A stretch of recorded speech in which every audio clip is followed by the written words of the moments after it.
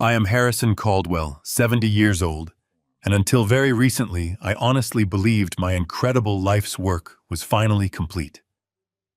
As the proud founder of a massive multinational logistics empire based right here in Chicago, I had spent the last 40 years relentlessly sacrificing absolutely everything to ensure my family's untouchable legacy.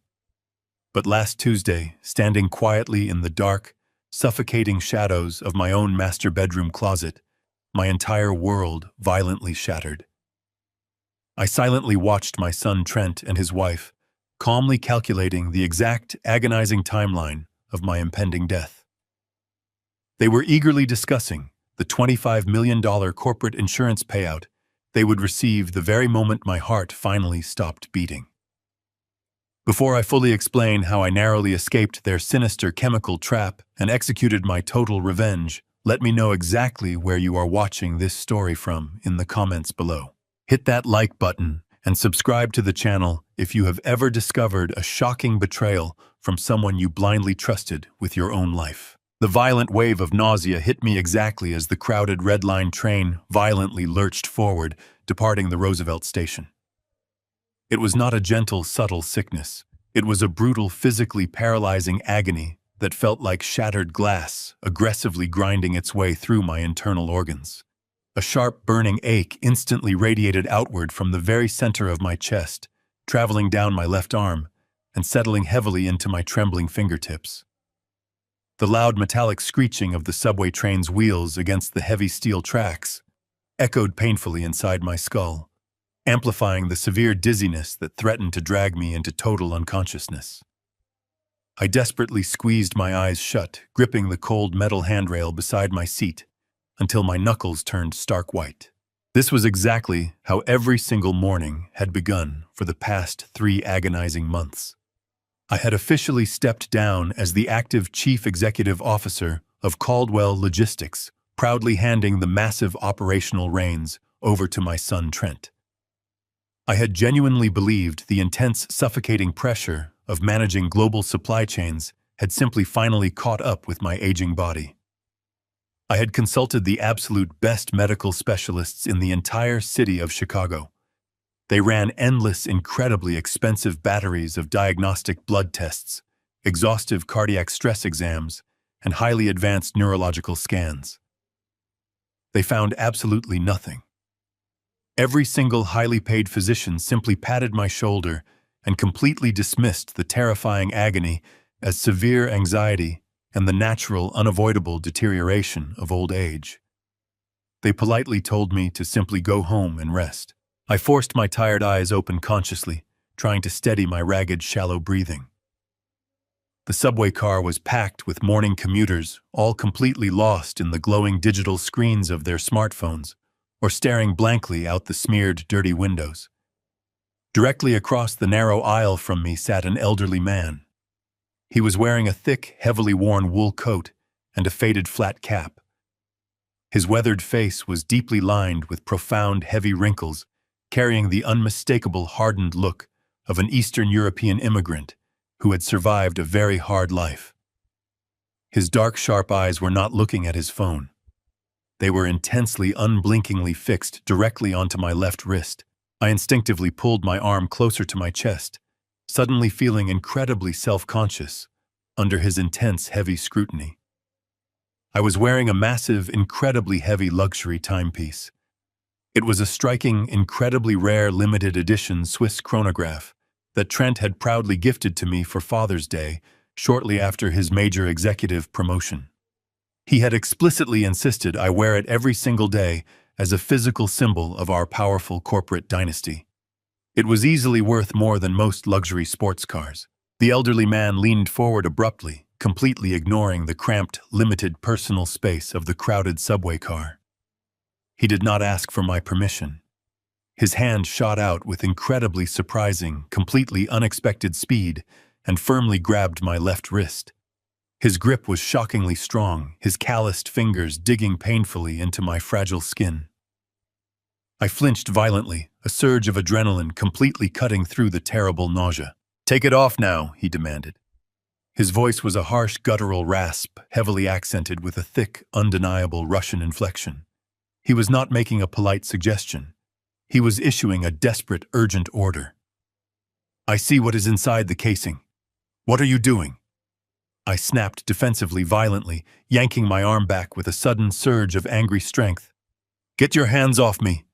This is an incredibly rare, completely priceless gift from my only son. You do not touch it." The old man did not retreat. He did not apologize for his aggressive, shocking behavior. Instead, he leaned even closer, his dark eyes burning with a grim, terrifying intensity that absolutely chilled my blood.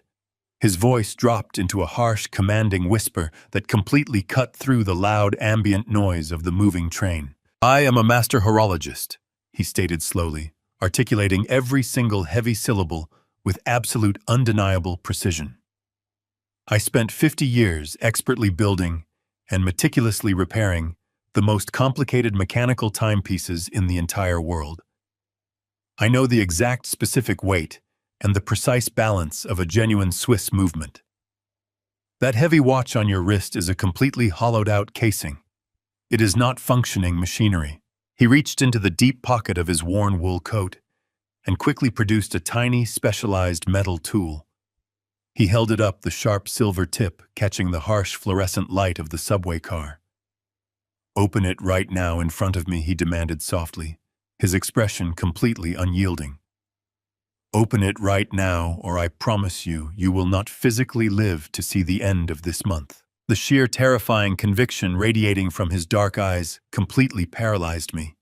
The terrible burning pain radiating through my chest suddenly felt much sharper, far more sinister. I hesitated for a fraction of a second, my mind violently rejecting the impossible, horrific implication of his aggressive words. This was a loving gift from Trent. It was a symbol of his deep respect. But the agonizing daily sickness had mysteriously begun almost exactly the same week I had started wearing the heavy metal band tightly against my skin. My hands trembled uncontrollably as I clumsily unclasped the thick leather strap and handed the heavy timepiece over to the stranger. The old man handled the expensive luxury watch with absolute, complete irreverence. He did not admire the flawless diamond-encrusted bezel. He simply flipped it over, wedged the tiny, sharp metal tool perfectly under the microscopic seam of the thick backplate, and expertly applied pressure. There was a sharp, distinct metallic pop, the heavy back casing cleanly detached, falling into his calloused palm. He silently held the open watch up so I could clearly see directly inside. My breath caught sharply in my tight throat, and my heart hammered violently against my aching ribs. There were absolutely no delicate, intricate Swiss gears inside. There were no tiny, perfectly balanced springs or complex moving mechanical parts. The entire internal cavity of the incredibly expensive watch was completely, entirely empty. Instead of machinery, a strange, spongy, highly absorbent metallic pad was firmly wedged tightly against the interior metal backing. It was slowly, continuously oozing a thick, foul-smelling, distinctly grayish gel. The dark chemical substance was specifically designed to press directly against the permeable surface of my skin, slowly and consistently absorbing straight into my fragile bloodstream every single minute I wore the loving gift from my son. I practically sprinted off that train the second the doors opened at the downtown station. The freezing Chicago wind whipped across my face as I climbed the concrete stairs to the street level, but I barely felt the cold. The heavy, throbbing nausea that had plagued me all morning was entirely swallowed by a blinding, white-hot adrenaline. I bypassed the hospital completely. I did not need a doctor right now. I needed the truth, and I knew exactly where to find it. I marched down the busy sidewalk, clutching the gutted metallic shell of the watch in my coat pocket. The sharp chemical odor of that gray gel seemed to cling to my fingers, burning my nostrils with every breath I took. Within 10 minutes, I was standing in the towering glass lobby of Caldwell Logistics. This was the empire I had built with my bare hands, the company I had sacrificed my youth and health to secure for my family. The security guards nodded at me with deep respect, but I ignored them. I stepped into the private executive elevator and hit the button for the top floor. My heart hammered wildly against my ribs, echoing the heavy mechanical clanking of the elevator shaft. I was a father walking into a confrontation I never could have imagined in my worst nightmares. The elevator doors slid open with a soft chime. I strode past the reception desk, completely ignoring Trent's startled executive assistant. She tried to call out my name, but I pushed open the heavy double doors of the corner office without knocking. Trent was sitting behind my old custom mahogany desk, looking over a financial report. He wore a crisp navy suit, looking every bit the confident, successful chief executive I had groomed him to be. He looked up, his brow furrowing in mild surprise as I stormed across the plush carpet. Before he could even say a word, I reached into my coat pocket, pulled out the dismantled watch, and slammed it down violently onto the polished wood right in front of his face. The metal casing rattled loudly against the desk, exposing the spongy chemical-soaked pad hidden inside. I leaned forward, planting my palms flat on his desk, my chest heaving as I stared him down. I demanded to know exactly what this was. I demanded to know why the inner gears of a luxury Swiss timepiece had been ripped out and replaced with a leaking, foul-smelling substance. I demanded answers, and I told him he had exactly 10 seconds to start telling me the truth before I called the police. I fully expected him to panic. I expected him to stammer, to look away, or to show some visible sign of guilt. Instead, my son remained unnervingly calm. He did not flinch. He did not break eye contact. He simply looked down at the ruined watch, let out a slow, heavy sigh, and leaned back in his leather executive chair. The sheer coldness of his reaction sent a sharp chill straight down my spine. He did not look like a man who had just been caught committing a terrible crime. He looked like a disappointed manager dealing with a difficult employee. He calmly reached forward and pressed a button on his desk intercom. He asked his assistant to find his wife and send her in immediately. He released the button and looked back at me, his expression softening into a look of deep, patronizing pity. He told me to sit down and catch my breath. He said I was working myself into a dangerous state and that I needed to calm down before I had a heart attack. I refused to sit.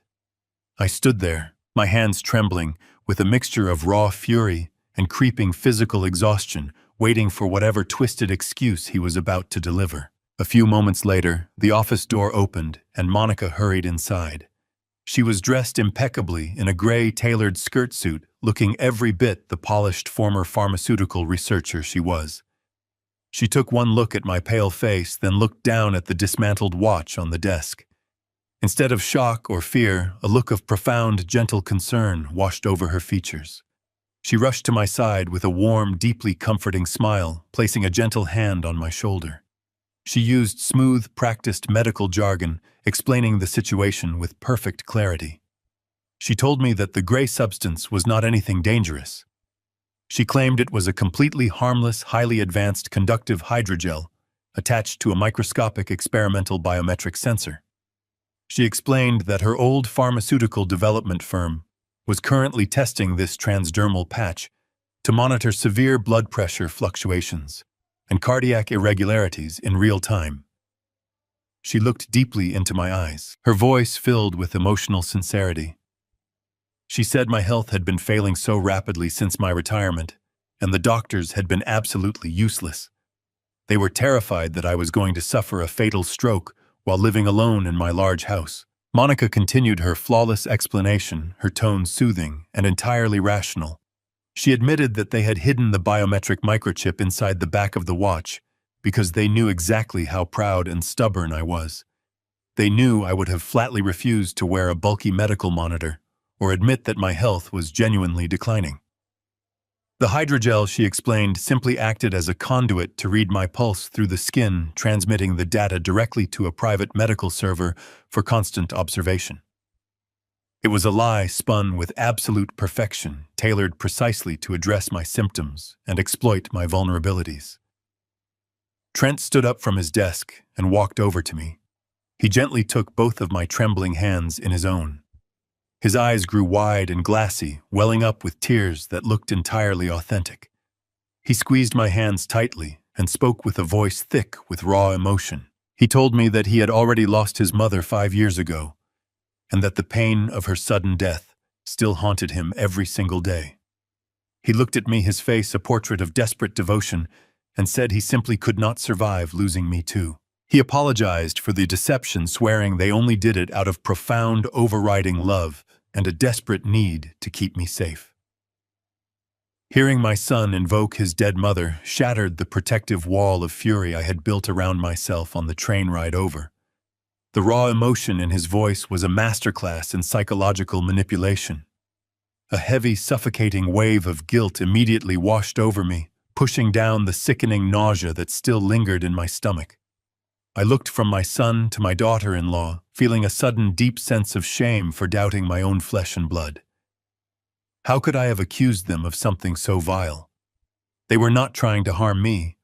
They were just frightened children trying to protect their aging, increasingly frail father. The lie was brilliantly weaponized, with the illusion of family love completely neutralizing my anger. I let it go now. That evening, I placed the heavy timepiece inside the top drawer of my nightstand, sliding it completely out of sight. I told Trent and Monica the experimental hydrogel was giving my skin a burning rash, and I needed a short break from the monitor. They reluctantly agreed, though the smile on her face seemed stiff as she advised me to put it back on as soon as the irritation subsided. I spent the next 4 days resting in the quiet comfort of my empty house, doing absolutely nothing but reading old business journals. What happened next was nothing short of miraculous. By the second morning, the crushing weight in my chest began to lift. By the third day, the violent nausea that usually greeted me at dawn had entirely vanished.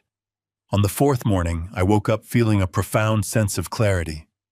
The dense, suffocating fog clouding my brain for 3 long months was completely gone.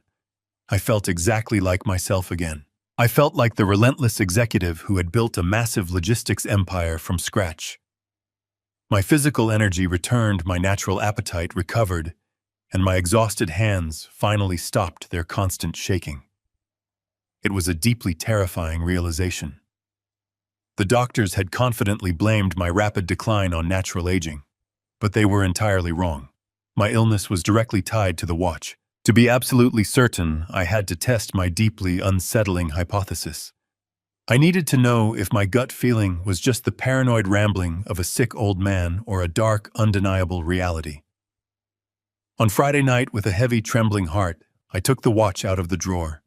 The faint chemical smell of the gray gel wafted up, making my stomach churn in immediate anticipation. I strapped the cold leather firmly around my wrist, ensuring the spongy pad pressed directly against my skin. I went to sleep, dreading the morning. When I woke up 12 hours later, the physical result was immediate and completely devastating. The entire room violently spun around me the exact moment I tried to sit up in bed.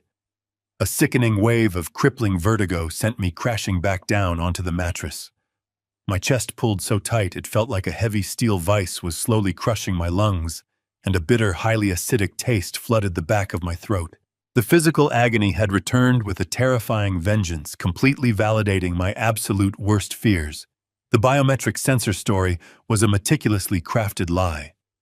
I ripped the watch off my wrist, throwing it across the dark room. I lay there desperately gasping for air, my heart hammering furiously against my ribs, realizing that my own flesh and blood was somehow directly responsible for this ongoing torment. I decided to keep my horrific discovery a secret. I needed to watch them closely to see the truth hiding behind their smiles. The perfect opportunity arrived the very next evening during our traditional Sunday family dinner. Trent and Monica came over to my house bringing a freshly roasted chicken and an expensive bottle of imported red wine. I forced myself to play the role of the frail, rapidly deteriorating father perfectly. I intentionally dragged my feet across the floor, slurred my words slightly, and kept my posture constantly hunched and defeated. I purposely wore a loose-fitting shirt with long sleeves just to hide the fact that my wrist was completely bare. As we sat around the large mahogany dining table, Monica poured the wine, her voice dripping with artificial sweetness as she asked about my declining health. I decided it was time to finally drop the bait. Midway through the main course, I let out a sudden loud gasp, clutching my chest tightly with one hand, while violently sweeping my other arm across the wooden table. My trembling hand slammed into my crystal wine glass, sending it crashing violently to the hardwood floor. Dark red wine splattered everywhere, permanently staining the expensive wool rug. I slumped heavily forward in my dining chair, groaning loudly, pretending to be overcome by a severe, blinding dizzy spell. I kept my eyes half closed carefully, watching their instant reaction through my eyelashes. A normal, loving son would have immediately jumped up in absolute panic. A caring daughter-in-law would have rushed to my side or frantically called for an ambulance. But they did neither. Instead of showing genuine fear, I caught a fleeting, microscopic expression perfectly displayed on her face. She did not gasp in shock. She did not reach out to help me. She simply shot Trent a cold, incredibly impatient glare. She let out a sharp sigh of profound annoyance, then slowly turned her wrist to casually check the time on her own watch. It was the distinct look of a bored woman who was tired of waiting for a late train to arrive. Trent remained firmly seated, staring at me with a blank, calculating emptiness. The lack of human empathy in that completely silent exchange chilled my cold, aging soul far more than the physical pain ever could. They eventually helped me safely back to the living room sofa. The carefully constructed mask had slipped just enough for me to clearly see the ruthless monsters hiding underneath. I spent a sleepless night staring at the ceiling, my mind racing through every interaction, every signed contract, and every business decision I had made since handing over the company. The next morning, the true depth of their agenda arrived at my front door. At exactly 9 o'clock, the heavy front doorbell rang loudly. I shuffled slowly to the entrance, still perfectly playing the role of a weakened old man. Trent stood on my porch, but he was not alone. Standing next to him was a lawyer named Thomas Bradley. I had never met the man, but I recognized the briefcase and the confident smile immediately. Trent pushed his way into my foyer, guiding the lawyer directly into my living room without asking for my permission. They spread a massive stack of legal documents across my coffee table. Trent turned directly to me, his voice adopting a patronizing, falsely gentle tone. "Dad, we really need to talk about your fragile future," he said smoothly.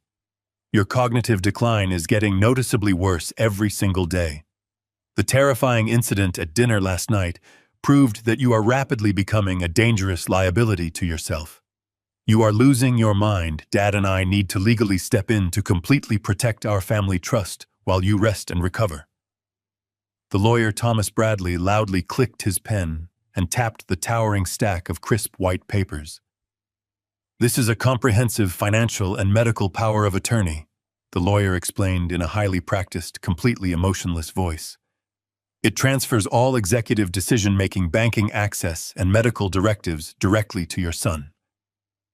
Sign this immediately, Mr. Caldwell, and let Trent shoulder the heavy burden of your estate."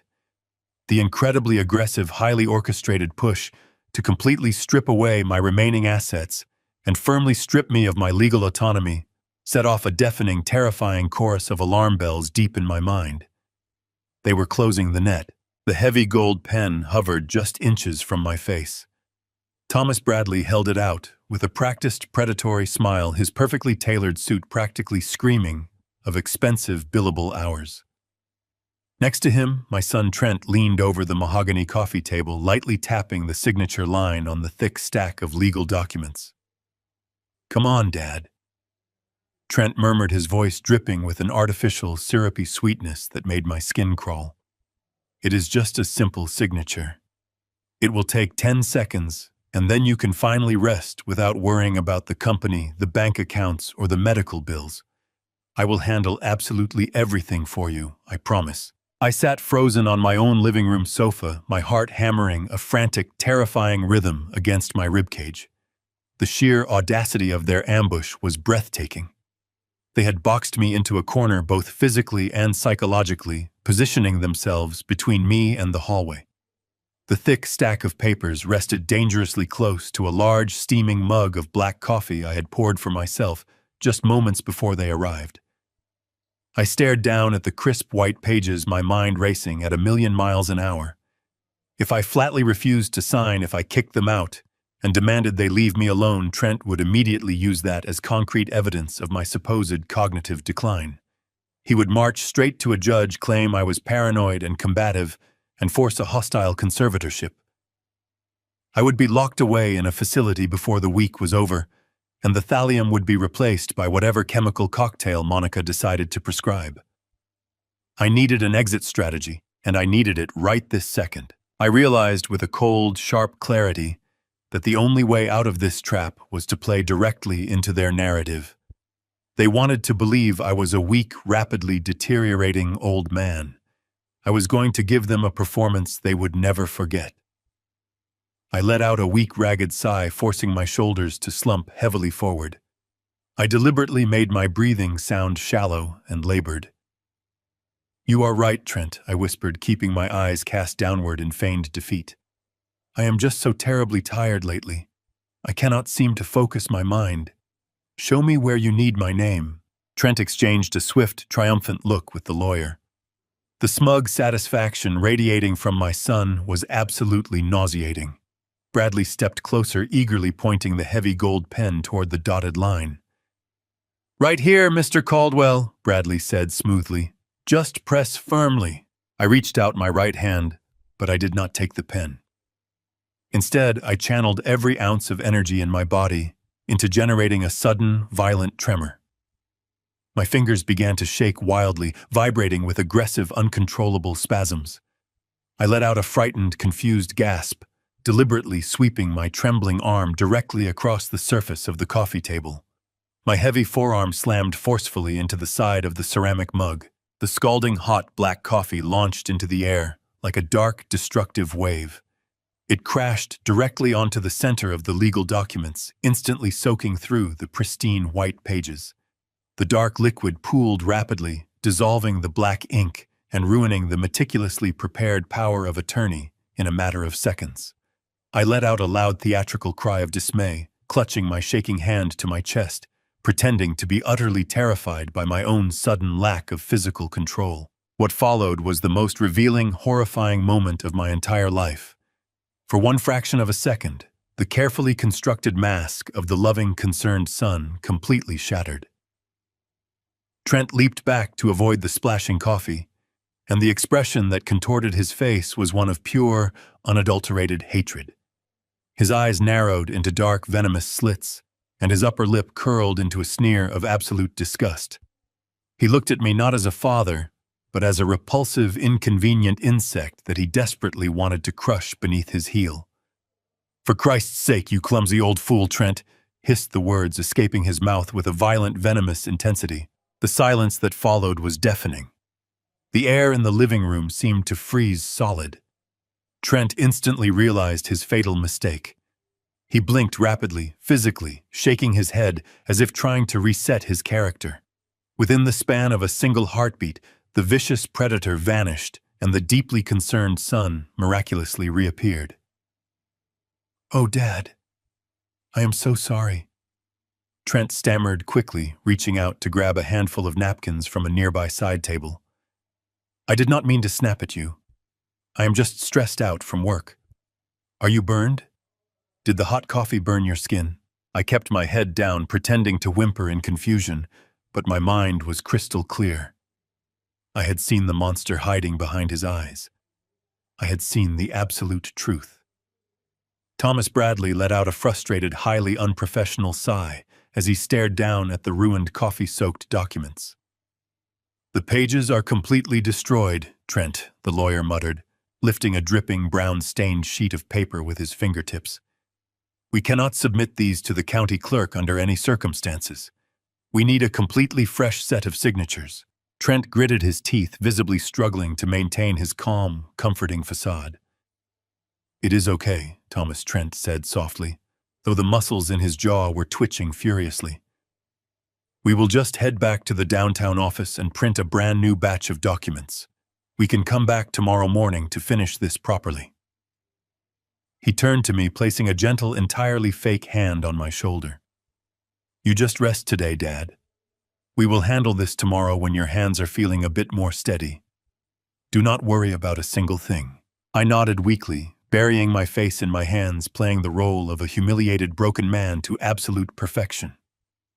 I listened closely to the sound of their leather shoes retreating across the hardwood floor. I heard the heavy front door open and eventually click shut. I waited exactly 30 seconds in absolute breathless silence. Then I slowly stood up from the sofa. The manufactured weakness instantly drained from my muscles. My hands were no longer shaking. My posture straightened, and I walked purposefully across the living room to the front entrance. I engaged the heavy brass deadbolt, sliding it into place with a loud, satisfying metallic clunk. I turned around and stared at the empty, quiet house. The deep gut feeling had evolved into a terrifying certainty. I was being actively hunted in my own home. The people I loved were conspiring to end my life. I had no allies left within my family. I was entirely alone, completely isolated on an island of their making. But they had forgotten who I truly was. I was no longer a victim waiting to die. This absolute betrayal forced me to finally rely on my old, incredibly ruthless business instincts to survive their vicious and highly orchestrated corporate execution. The war for my empire had now officially begun, and I would win. I waited until the sound of Trent's car completely faded down the street before I moved from the front door. The silence of my house felt suffocating, but I knew I did not have the luxury of sitting around to process the betrayal. I needed undeniable proof of what was inside that watch. My first instinct was to drive straight to the premier research hospital in downtown Chicago, where I had been treated for the past 3 months. But I quickly stopped myself. Monica was a former pharmaceutical researcher with extensive connections throughout the city's medical district. If I walked into a major hospital claiming I was being poisoned, there was a high probability someone in the network would immediately alert her. She could intercept the lab results or manipulate the attending physicians into dismissing my claims as severe dementia. I could not risk it. I needed absolute secrecy. I needed an independent facility that operated completely off the grid, far away from my daughter-in-law's sphere of influence. I went to my closet and pulled out a small lockbox where I kept emergency cash. I stuffed several thick stacks of $100 bills into my coat pocket. I bypassed my usual luxury sedan and took the keys to an old, unassuming pickup truck I kept in the garage for gardening supplies. I backed out of the driveway and headed toward the outer suburbs of Chicago, taking the back roads to avoid traffic cameras and toll booths. The drive took just over an hour, the bleak winter landscape flashing past my window as my mind raced with dark, terrifying thoughts. I finally pulled into the parking lot of a sterile, unmarked concrete building tucked away in a quiet industrial park. This was a private forensic toxicology laboratory, a facility primarily used by independent investigators and private defense attorneys who needed discreet, unquestionable chemical analysis. It was exactly what I needed. I parked the truck in the very back corner of the lot and pulled my coat collar up high against the freezing wind. I walked through the heavy glass doors into a stark, brightly lit reception area that smelled faintly of antiseptic and bleached floors. There were no comfortable waiting room chairs or friendly receptionists. A thick pane of bulletproof glass separated the front desk from the main laboratory area. A tall, serious-looking technician in a white lab coat stepped up to the glass partition, eyeing me with mild suspicion. I did not offer my real name or my corporate title. I simply slid the gutted watch across the stainless steel counter, placing it right next to a small, sterilized vial of my own blood that I had carefully extracted in my bathroom earlier that morning. I need a comprehensive, expedited chemical analysis of the substance inside this watch casing, I said, keeping my voice low and steady. And I need a full toxicology screen run on the blood sample to see if that exact substance is currently present in my system. The technician frowned, looking at the strange metallic pad wedged into the back of the luxury timepiece. He asked for my identification and insurance information to start the intake paperwork. I shook my head firmly and pulled the thick stacks of $100 bills from my coat pocket. I am paying entirely in cash, I told him, sliding the money across the cold counter. I do not want any digital records, no insurance claims, and no names attached to this test. I just need the absolute truth about what is inside that metal casing. The technician looked at the cash, then back up at my pale, sweating face. He seemed to recognize the sheer desperation in my eyes, silently nodding as he scooped up the money and the evidence. He carried the watch over to a stainless steel workbench in the main laboratory and placed it carefully under a high-powered digital forensic microscope. I watched through the thick glass partition as he leaned in to examine the gray, foul-smelling gel that had been pressing against my skin for 3 agonizing months. The technician stared through the lenses for only a few seconds before his entire posture suddenly stiffened. He quickly pulled back from the eyepiece, his eyes wide with genuine alarm. Without saying a single word, he immediately turned around and grabbed a heavy pair of thick blue hazardous material gloves from a nearby dispenser. He snapped them onto his hands with practiced urgency and carefully placed my watch into a transparent, hermetically sealed biohazard containment bag. My heart began to hammer a frantic rhythm against my ribs as he walked back over to the glass partition. His previous professional detachment was completely gone, replaced by a deep, unsettling gravity. I need 48 hours to run this through the mass spectrometer to give you an exact, undeniable molecular breakdown, he said, his voice dropping to a grim whisper. But based on the crystalline structure and the distinct corrosive reaction on the metal casing, I can tell you right now that this is not a medical device. Whatever this is, it is highly volatile and extremely dangerous. Do not put this near your skin again. If you have been wearing this for an extended period, you are incredibly lucky to still be standing here. A cold, suffocating dread washed over me. I thanked him, took the claim ticket, and walked out of the laboratory on trembling legs. The winter wind hit my face, but I felt absolutely numb. The gut feeling was no longer just a dark suspicion. It was a terrifying, scientifically validated reality. I sat down in the cold cabin of the pickup truck for a long time, gripping the steering wheel until my knuckles turned completely white. My own son and his wife had engineered a slow, excruciatingly painful execution.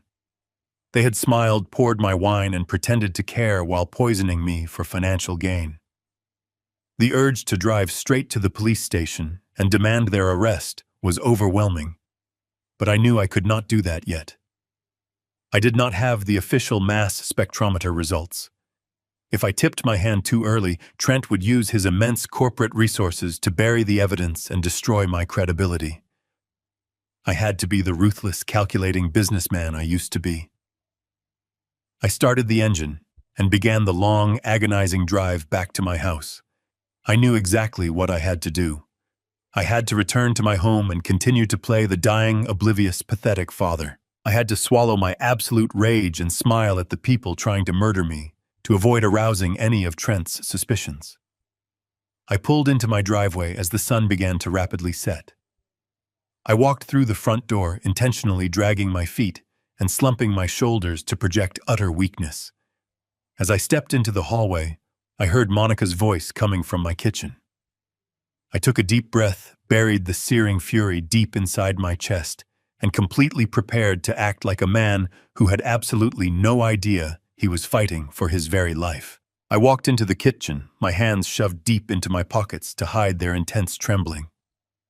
Monica was standing right by the marble island, casually pouring a glass of filtered water, as if she owned the place. She turned and flashed that deeply artificial smile, telling me she had used her spare key to drop off fresh groceries because she was so profoundly worried about my frail condition. I nodded weakly, thanking her for her supposed kindness. I complained of a blinding migraine shuffling past her toward the staircase, desperate to get her out, before I lost my temper. She lingered for only a few agonizing minutes before finally leaving, the heavy front door clicking shut behind her. The second her luxury car pulled out of the driveway, I rushed to my private study and locked the solid oak door. I knew I had a very narrow, rapidly closing window of time. If they were actively planning to end my life, I needed absolute, undeniable surveillance of my own home to catch them in the act. I pulled out my secure burner phone and dialed a number I had not used in over 2 decades. I called Sarah Jenkins. 20 years ago, Sarah was the absolute best corporate espionage security contractor in the entire Midwest. Whenever a rival logistics firm tried to steal my supply chain secrets or plant listening devices, Sarah was the phantom I hired to aggressively turn the tables. She was ruthless, brilliant, and operated entirely in the shadows. Her voice was just as crisp and guarded as I remembered. I did not waste any time with pleasantries or polite catch-ups. I told her I was in a desperate, horrifying situation, that my life was in active danger from my own family members, and that I needed comprehensive, completely undetectable surveillance installed in my personal residence immediately. I offered her triple her usual exorbitant rate, provided she could do it quietly and without leaving a single trace behind. She agreed without hesitation, instructing me to leave the side door of my garage unlocked at exactly 8 o'clock the following morning. I spent a restless, miserable night tossing and turning in the dark, terrified that Trent and Monica might unexpectedly return while I was still unprotected and highly vulnerable. The next morning, the garage door clicked open with barely a whisper. Sarah slipped inside like a ghost, wearing dark clothing and carrying a heavy reinforced duffel bag. We exchanged a brief silent nod. She asked no probing questions about my pale complexion. She simply went straight to work. I pointed her toward the main living room and my private study, the 2 specific locations where Trent and Monica always insisted on holding their impromptu, hushed family meetings. Sarah opened her bag, revealing a highly sophisticated array of micro-cameras, audio transmitters, and specialized wiring tools. She immediately zeroed in on the tall, cylindrical air purifiers sitting innocently in the corners of both rooms. She expertly dismantled the sleek plastic casings, carefully embedding the tiny high-definition lenses directly into the digital display panels of the machines. The cameras were incredibly advanced, capable of recording crystal-clear video and capturing faint whispers from across the room, all while transmitting the encrypted data directly to a secure remote server. She worked with astonishing speed and absolute precision, her hands moving with the steady confidence of a master surgeon. We were modifying the air purifier in the living room when the piercing chime of the front doorbell suddenly echoed through the house. I froze, staring at Sarah in paralyzing panic. She killed the power to her soldering tool and signaled for absolute silence. I crept slowly toward the front window, peering cautiously through the very edge of the heavy velvet curtains. It was Monica. She was standing on the front porch holding a large insulated thermal container, casually checking her reflection in the glass panel of the front door. She had returned completely unannounced. If she walked into the living room and saw Sarah surrounded by exposed wires and dismantled machinery, my entire survival plan would be instantly destroyed. Trent would know I was actively investigating them, and they would undoubtedly accelerate whatever lethal toxic timeline they had planned for me. I looked back at Sarah. She was already rapidly packing her specialized tools away, shoving the delicate components into her duffel bag with silent, frantic urgency. I knew I had to boldly intercept Monica and buy Sarah enough time to escape. I ruffled my hair, unbuttoned my shirt, and took several ragged breaths to mimic physical distress. I unlocked the deadbolt and slowly pulled the door open, blocking the entrance with my body. Monica smiled brightly, eagerly holding up the thermal container. "I brought you some healthy homemade soup, Dad," she chirped, her voice dripping with that sickeningly fake, overly sweet affection. "I know you have not been eating well, and this has all the right nutrients to help aggressively build up your failing strength." I let out a harsh, agonizing cough, leaning heavily against the wooden doorframe, as if I could barely support my own physical weight. I thanked her weakly, reaching out with a trembling hand to take the container, but I intentionally kept my arm braced rigidly across the doorway. She tried to step forward, her eyes darting curiously over my shoulder toward the dark, quiet hallway. "I really need to come inside and heat it up for you," she insisted, pushing gently but firmly against the heavy door. I groaned loudly, clutching my chest with my free hand, completely blocking her path. I told her I was incredibly tired, that I had a terrible blinding fever, and that I just desperately needed to lie down alone in the dark. She frowned, clearly frustrated by my unexpected resistance. I could clearly see the cold, ruthless calculation flashing in her eyes as she tried to accurately assess whether I was truly sick or actively hiding something from her. Behind me, hidden deep in the shadows of the house, I heard the faint, almost imperceptible sliding of the back window being carefully pushed open. Sarah was making her desperate escape. I coughed again, much louder this time, doubling over and resting my sweaty forehead against the cool doorframe. "Please, Monica." I wheezed, projecting pure, pathetic vulnerability to distract her. "Just leave the soup with me. I cannot handle any bright lights or loud conversation right now." She stared at me for a long, agonizing moment, her jaw tightening visibly with suppressed, furious irritation. Finally, she let out a dramatic, overblown sigh of feigned sympathy. She aggressively thrust the container into my trembling hands. "You really do look awful, Harrison," she murmured coldly, completely dropping the affectionate title of Dad she loved to use. "Eat the soup. It is exactly what you need to finally rest." She turned on her heel and marched swiftly down the concrete driveway without looking back. I closed the door and locked it tightly, leaning my heavy back against the solid wood as a cold sweat drenched me entirely. I locked the door tightly, leaning my back against the solid wood as cold sweat drenched me. I stayed there for several minutes, listening to the profound silence of the house.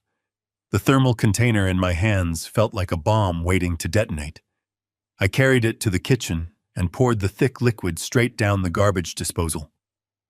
I washed the container with scalding water, making sure no trace of the soup remained. As I dried my trembling hands, my secure burner phone vibrated softly in my pocket. It was an encrypted text message from Sarah. She was out, and the surveillance feeds were live. I breathed a sigh of relief. The first phase of my counterattack was securely in place, but surveillance alone was not enough to save me. I needed to understand the true motive behind their lethal timeline. To do that, I had to look at the money. I spent the remainder of the evening carefully setting the stage. I turned off the lights, leaving only a dim lamp in the hallway. I shuffled up the wooden stairs, making my footsteps drag, in case Monica had planted listening devices or instructed Trent to drive past.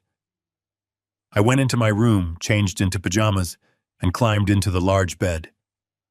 I left a small crack in the curtains so anyone watching from the street would assume I was bedridden and asleep. I lay perfectly still for 2 agonizing hours, staring at the dark ceiling, listening to the wind.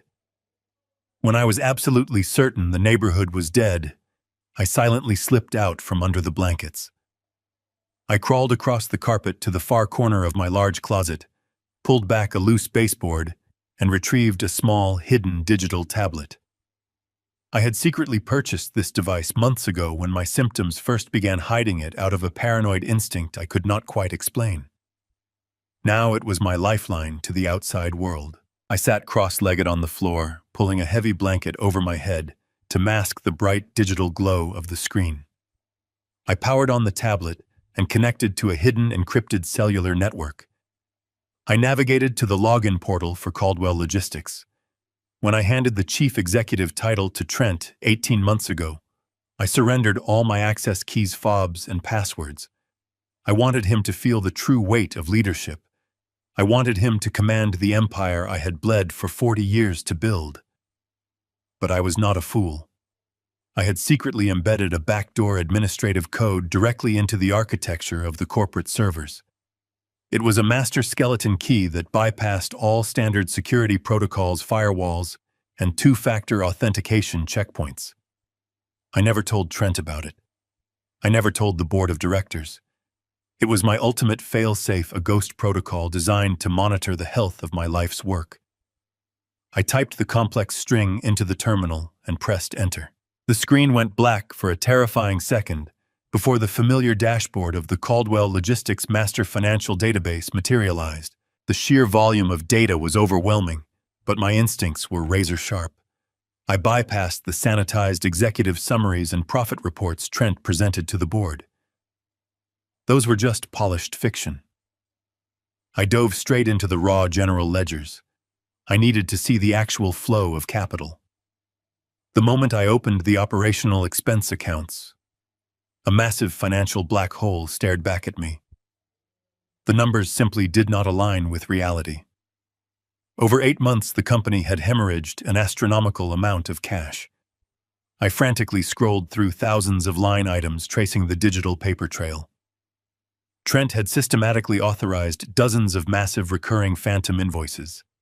These payments were supposedly for international freight consulting software integration and overseas customs expediting.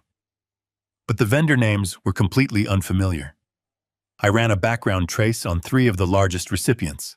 They were empty shell companies registered to vacant post office boxes in offshore tax havens. Trent was not just mismanaging the company, he was actively embezzling millions of dollars. The sheer scale of the theft was breathtaking, but it did not explain his terrifying desperation to secure my power of attorney that morning. If he was already stealing millions undetected, why did he need total legal control over my personal estate? The answer hit me like a physical blow to the stomach. The embezzled cash was only the tip of a much darker iceberg. I backed out of the operational ledgers and forced my way into the secured asset portfolio. I opened the registry for our distribution warehouses scattered across the Midwest. These facilities were the beating heart of Caldwell Logistics. I had spent decades purchasing the land and constructing those buildings in cash, ensuring the company carried zero commercial debt. When the loading screen populated the asset data, the breath was knocked from my lungs. Every single warehouse had been secretly leveraged. Trent had taken out massive high-interest illicit loans against the total equity of our entire real estate portfolio. He had used the company's physical foundation as collateral for loans acquired from shady private equity groups known for ruthless lending tactics. I sat trembling in the suffocating darkness of my closet, the glowing screen illuminating the tears of pure rage streaming down my face. I rapidly calculated the staggering debt obligations against the vanishing cash reserves. The math was brutally clear. Trent had not just stolen from Caldwell Logistics. He had completely gutted it from the inside out. He had dug a financial grave so deep that recovery was impossible. The crushing weight of the high-interest loan payments was accelerating exponentially. I stared at the projected default dates, my heart shattering into 1,000 pieces. The logistics empire I had sacrificed my youth, my health, and my marriage to build was exactly 3 weeks away from complete bankruptcy. The entire grand illusion finally made perfect, terrifying sense to me. Trent did not just want my personal wealth. He desperately needed it to cover his tracks. The company was on the verge of total collapse, and when the predatory lenders came to collect their collateral, the massive offshore embezzlement would be hotantly exposed. He would go to federal prison for several decades. He needed my power of attorney to quietly liquidate my stock portfolios, empty my personal trust funds, and sell this house to magically plug the massive holes in the corporate ledgers before the authorities noticed a single thing. And he needed me to die quickly, so I could never review the financial wreckage or testify against him. The thallium in the watch, the fake medical sensors, the aggressive push for total legal control, it was all part of a frantic cover-up. I slowly closed the tablet, the screen fading back to black. The sad, sick old man was now truly dead. I wiped the tears from my face and stood up in the dark. My son wanted to play a ruthless game of corporate survival. I was going to show him exactly how I had built an empire in the first place. The digital clock on my bedside table glowed a faint green in the suffocating darkness, reading exactly 2 o'clock in the morning. I was still sitting cross-legged on the floor of my closet, the heavy blanket draped over my head, staring at the financial ruin of my life's work on the glowing tablet screen. My mind was furiously calculating legal strategies when the unmistakable sound of a key sliding into the front door deadbolt echoed through the silent house. The brass lock clicked open with a loud thud that sent a jolt of pure ice straight down my spine. My heart leaped into my throat. No one else had a key except Trent and Monica. They had let themselves in during the dead of night, slipping into my personal sanctuary while they assumed I was unconscious and defenseless. Panic, raw and primal, threatened to paralyze me, but the ruthless business instincts that had just been fully awakened inside me took immediate control. I killed the power to the tablet in a fraction of a second, plunging the closet into total darkness. I shoved the heavy blanket aside and scrambled across the plush carpet as quietly as possible. I could hear the faint sound of the front door softly closing, followed by the quiet click of the deadbolt being re-engaged from the inside. They were locking us in together. I reached the edge of my large bed, lifted the heavy mattress with trembling fingers, and shoved the digital tablet deep underneath the box. Spring, pushing it as far toward the center as my arm could reach, I frantically threw myself under the thick down comforter, pulling the heavy blankets up to my chin.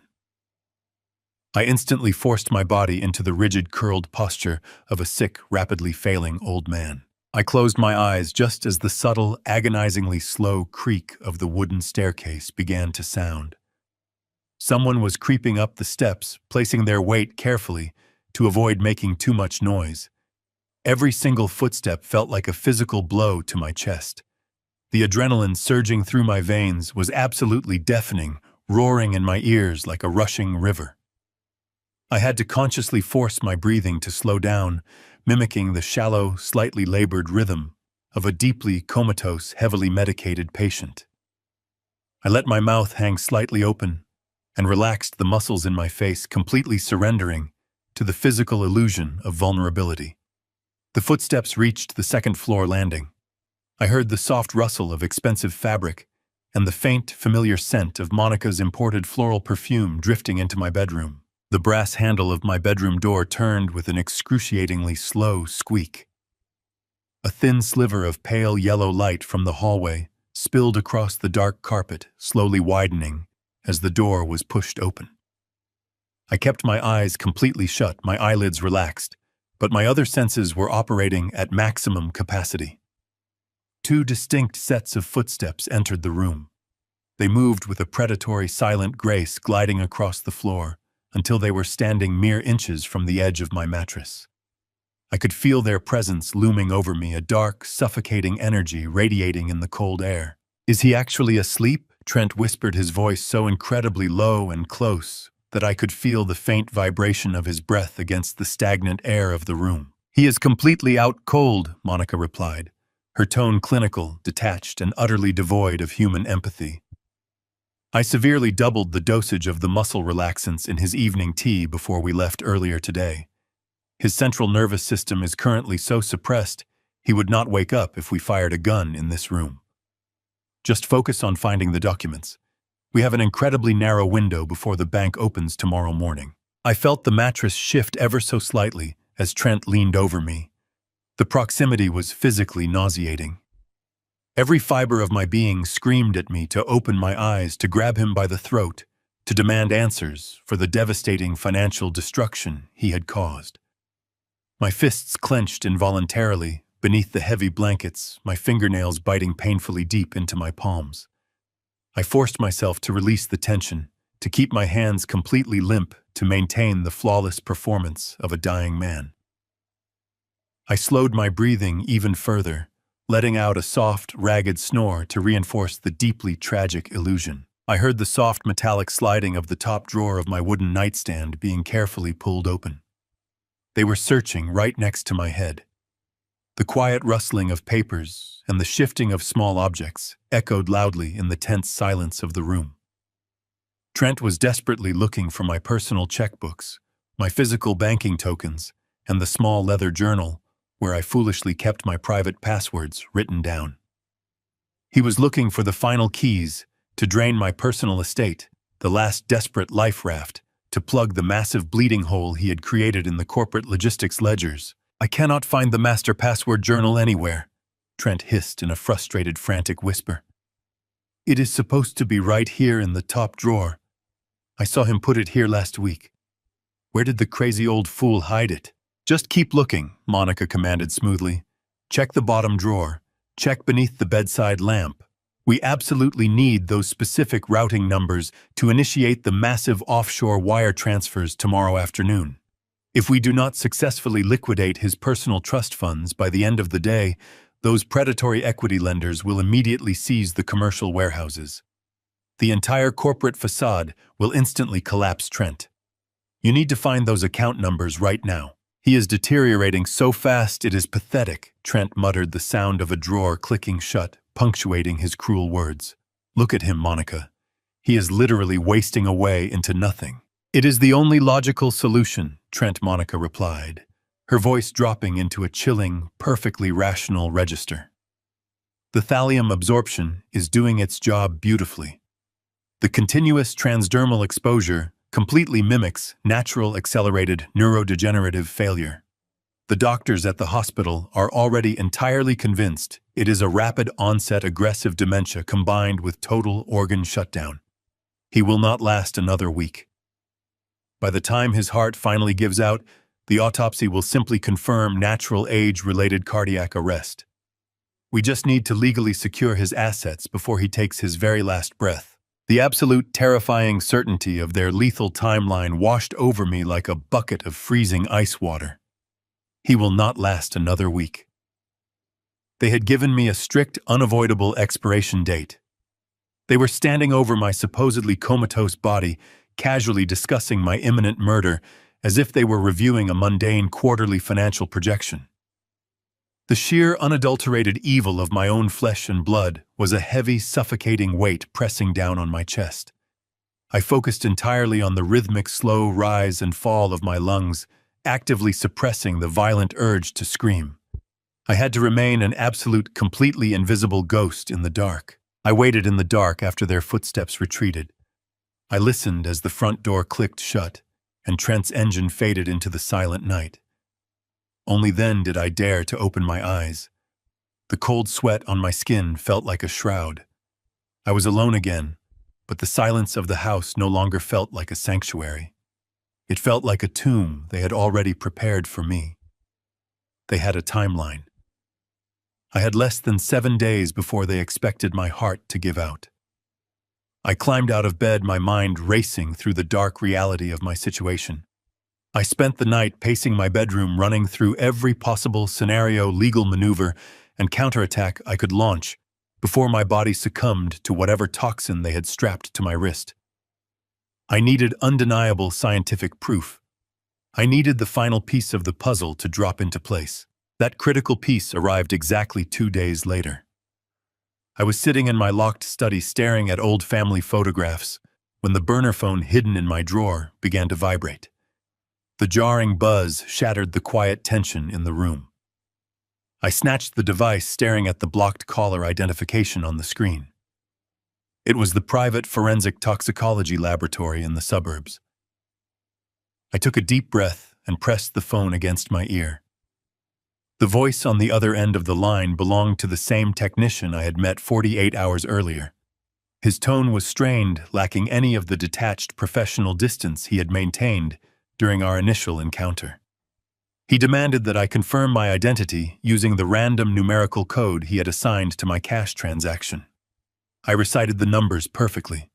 I heard him let out a long, heavy sigh before he began to speak. He told me he had run the chemical sample through the mass spectrometer multiple times because he simply could not believe his initial results.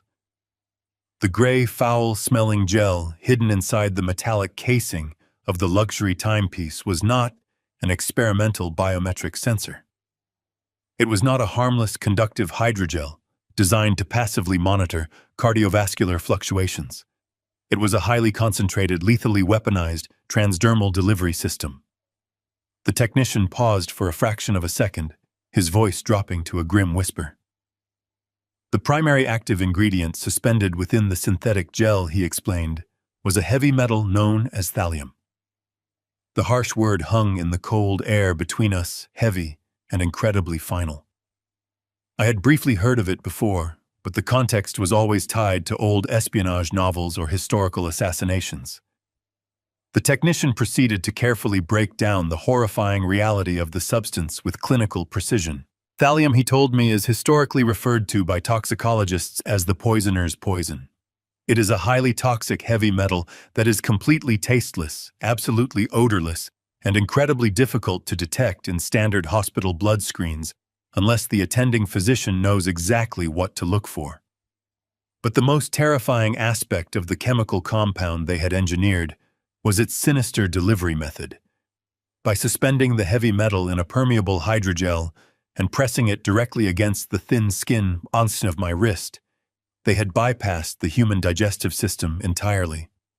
The thallium absorbed continuously into my bloodstream every single second I innocently wore the watch. The technician explained that chronic low-dose thallium poisoning meticulously mimics the natural symptoms of age-related deterioration. It aggressively attacks the central nervous system, causing the exact type of peripheral neuropathy, violent tremors, and crippling physical exhaustion I had been experiencing. It severely ravages the gastrointestinal tract, producing the blinding nausea and intense vertigo that plagued my mornings. And ultimately, it systematically shuts down the major bodily organs, leading directly to an inevitable, seemingly natural cardiac arrest. The sheer diabolical brilliance of the murder plot was staggering.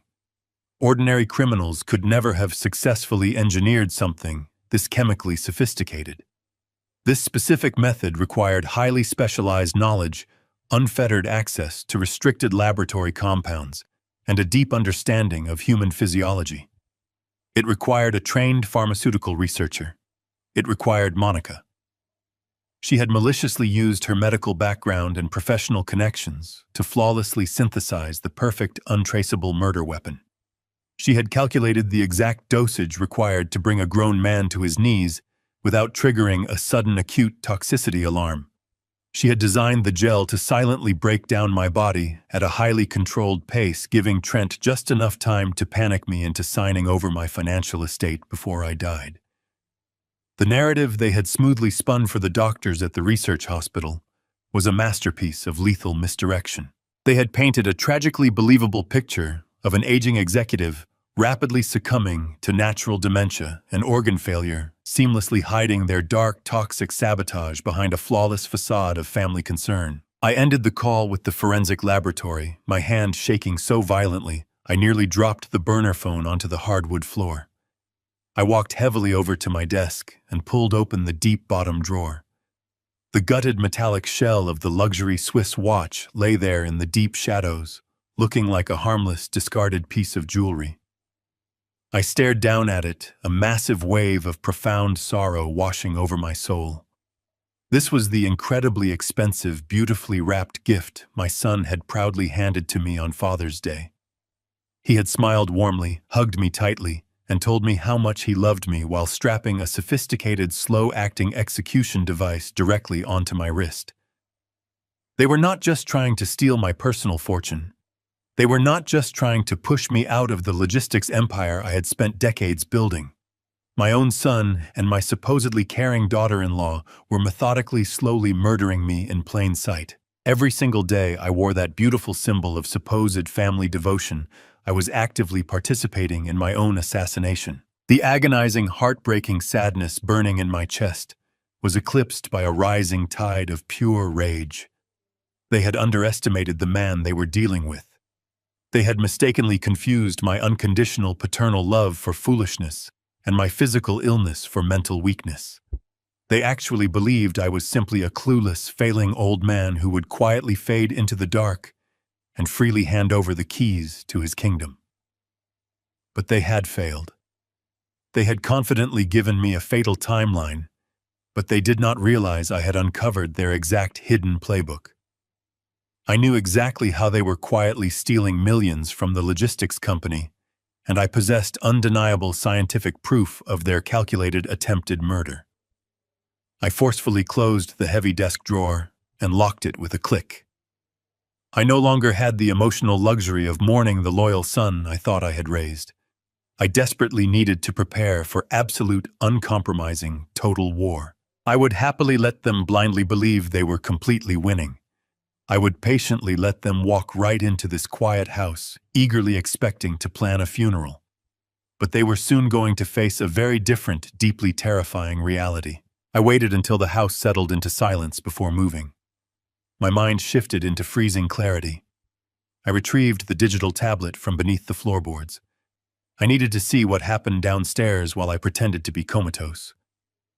I sat on my mattress, draped a comforter over my shoulders, and booted up the secure application. The encryption keys loaded flawlessly. Within seconds, the remote server connected. The dashboard displayed 2 active video feeds. I tapped the living room feed and rewound to 2:30 in the morning.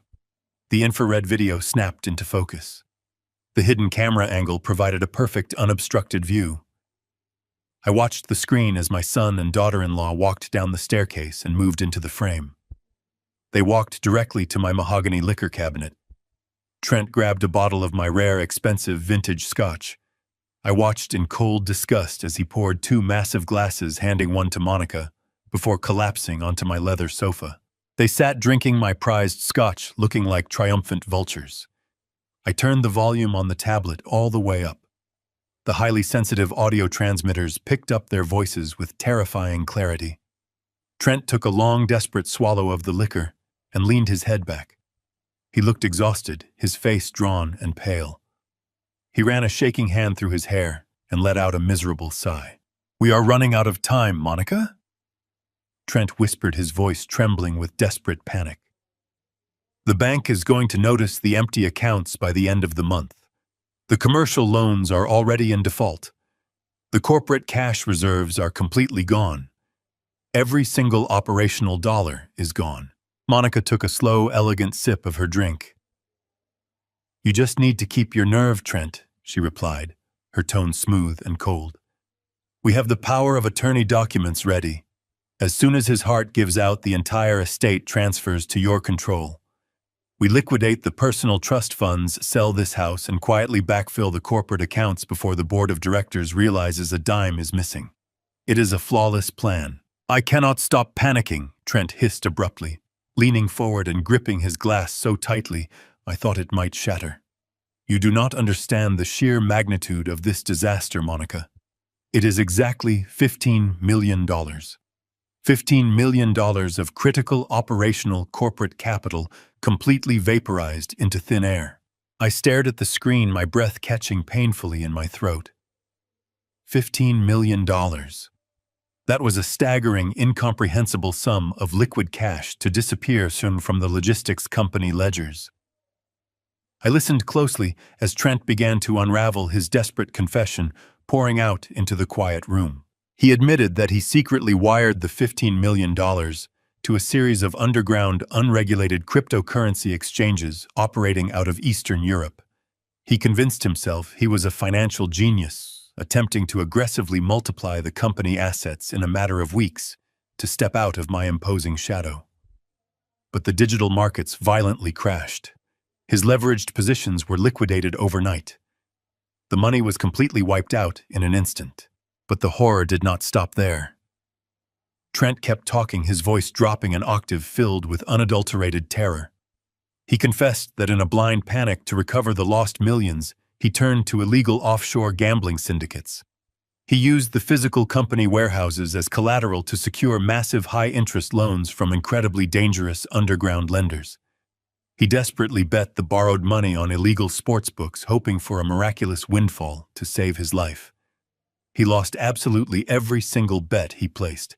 "They are not just bankers," Monica Trent pleaded, his voice breaking into a pathetic whine.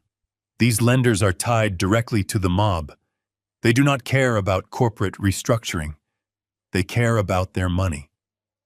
They called me twice yesterday. They told me that if they do not receive the first massive installment by next Friday, they are going to send people to my office. They are going to physically break my legs, Monica. They will take the company, and then they will take our lives." I bled the entire logistics empire dry. I watched the video feed, a profound, chilling silence filling my bedroom. The sheer reality of my son's actions was staggering. He was not a ruthless corporate mastermind trying to orchestrate a hostile takeover. He was a weak, incredibly stupid boy who played a dangerous game with money he did not earn, and he lost spectacularly. He gambled away 40 years of blood, sweat, and sacrifice on imaginary digital coins and illegal sports bets. And when the violent consequences of his monumental stupidity arrived at his doorstep, his immediate solution was to slowly murder his father to pay off his mob debts. Monica slowly set her crystal glass down on the heavy coffee table. She reached out and firmly grasped Trent by the shoulders, forcing him to look directly into her dead eyes. "Listen to me very carefully," she commanded, her voice devoid of human warmth. "You are not going to lose your legs, and we are not going to lose our lifestyle. The old man is fading rapidly. The heavy metal toxicity is severely compounding every day. His central nervous system is collapsing, and his heart muscle is critically weakened.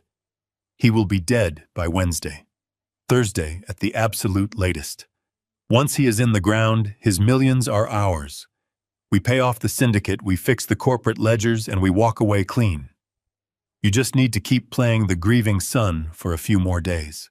Trent stared at her, tears of pathetic relief welling up in his eyes. He nodded weakly, pulling her into a desperate embrace. "Thank you," he whispered against her shoulder. "I do not know what I would do without you. I just need him to die. I just need him to die right now." I slowly powered down the tablet, the glowing screen fading into complete blackness. I sat in the dark closet, the heavy silence of the house pressing against my ears. My own son was praying for my immediate death to save himself from the violent criminals he had invited into our lives. My daughter-in-law was clinically calculating my exact time of expiration. The profound sorrow I felt earlier was entirely consumed by calculating absolute resolve. They wanted my fortune to save their miserable lives. They wanted me to pass away in the night so they could inherit the keys to the kingdom. But I was not a victim, and I was not going to die on their convenient schedule. I had built a massive empire by destroying anyone who tried to take what was mine. I was going to turn their meticulously planned murder plot into a devastating, inescapable trap. They desperately needed my money by next Friday to avoid the violent wrath of the mob. I was going to make absolutely certain that when Friday arrived, they would have nothing but empty hands and a cage of their own making. The game was no longer about survival. It was about total, uncompromising destruction.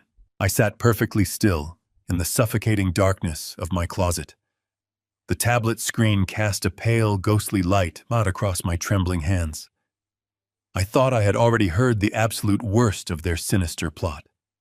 I thought the revelation of the illegal gambling debts and the impending corporate bankruptcy was the absolute bottom of this treacherous abyss.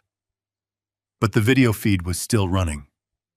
The digital timestamp in the lower corner of the screen silently ticked forward, and the hushed conversation in my living room continued to unfold. Monica leaned back against the plush leather cushions of my sofa, swirling the amber liquid in her crystal glass. She looked incredibly annoyed, her delicate features twisting into a mask of pure frustration. "He is taking far too long to die. Trent." Monica stated, her voice slicing through the quiet room with the chilling precision of a surgical scalpel. The initial calculations were based on a much faster absorption rate. His cardiovascular system is surprisingly resilient for a man of his age. We cannot afford to wait around for nature to take its course, while those lenders are breathing down our necks. Tomorrow morning, before you go to the office, you need to swap out the hydrogel pad inside the watch casing. I have already prepared a new batch in my private lab. I severely increased the thallium concentration. It is a massive dosage. Once that touches his skin, his nervous system will rapidly collapse. He will lose all motor function by tomorrow evening. Trent nodded slowly, staring blankly into his empty glass. He did not look horrified by his wife discussing chemical murder. He just looked incredibly impatient. "We just need his signature on that power of attorney document first," Trent replied, his voice completely devoid of any filial affection. "I will aggressively push the lawyer to bypass the standard notary protocols if I have to. Once we have his signature legally securing my complete executive control, we toss him straight into that private nursing home facility on the north side. They ask absolutely no questions, and their nursing staff is notoriously negligent. We isolate him in a private room and simply let the heavy metal finish the job entirely out of sight. No more exhausting family dinners. No more playing the dutiful, concerned children. We just lock the heavy door and permanently walk away. Monica smiled, a thin, deeply predatory curve of her lips. And then the real financial payout finally triggers, she murmured smoothly. Exactly. Trent breathed out, his eyes suddenly lighting up with a greedy, feverish intensity. As soon as his heart finally stops, the corporate contingencies automatically activate. The board of directors mandated a key man life insurance policy on him 15 years ago when the massive logistics empire was rapidly expanding. He is fully insured for exactly $25 million. And as the sole remaining heir and the acting chief executive, that staggering amount of money flows directly into a blind corporate trust that I completely control. $25 million of untraceable, perfectly clean liquid capital dropping straight into my lap. Trent leaned much closer to Monica, his voice trembling with manic, desperate excitement. We take the massive insurance payout and immediately wire the initial $15 million directly to the criminal syndicate. We clear the disastrous underground gambling debts completely. We take the remaining $10 million, quietly liquidate whatever physical warehouse assets are left before the federal auditors arrive, and we absolutely disappear. We catch a private charter to Europe by the end of the month. We can start completely over in Monaco or the south of France. We will never have to look back. My father dying is our absolute financial salvation. The sheer magnitude of the betrayal slammed into my chest like a physical freight train. I had to consciously force myself to breathe. My lungs felt terribly tight, burning with the suffocating realization of my own true value to my only child. My life, my 40 years of relentless sacrifice, my unconditional love. It all boiled down to a $25 million insurance payout. I was not a beloved father to him. I was simply a highly lucrative corporate asset waiting to be violently liquidated. I was a walking, breathing lottery ticket that he was actively trying to safely cash in. I watched my son kiss his wife on my sofa, celebrating their impending wealth, completely intoxicated by the prospect of my imminent demise. They genuinely believed they had thought of absolutely everything. They had the perfect untraceable poison, the perfect financial motive, and the perfect international escape plan. They simply assumed I was just a frail, pathetic old man, blindly stumbling into an early grave. They arrogantly thought my entire legacy was theirs to freely pillage. I slowly reached out and tapped the digital screen, permanently terminating the live video feed. The sudden silence in the closet was absolutely deafening. I sat in the pitch-black darkness, a profound, terrifying calm suddenly settling over my exhausted mind. The burning rage that had previously consumed me completely evaporated instantly, replaced by a cold, calculating, and razor-sharp focus. I was a man who had successfully built a massive empire by completely outsmarting the most ruthless corporate sharks in the entire logistics industry. I knew exactly how to dismantle a hostile opponent piece by piece until they had absolutely nothing left to leverage. And Trent had just foolishly handed me his entire operational playbook. He desperately wanted the legal power of attorney. He selfishly wanted the massive corporate insurance money. He cowardly wanted to flee to Europe and live comfortably like a king on the bloody spoils of my chemical execution. I was going to willingly let him believe his sinister plan was working absolutely perfectly. I would eagerly give him the grand illusion of total victory right up until the final, devastatingly irreversible moment. I carefully pulled the glowing tablet back into my lap and securely reopened the highly restricted corporate network portal. I smoothly bypassed the main operational ledgers and dug directly into the deeply hidden human resources and insurance administrative files. I needed to quickly verify the exact legal terms of the key man policy Trent was so desperately relying on. I found the dense legal document buried deep within the digital archives of the corporate server.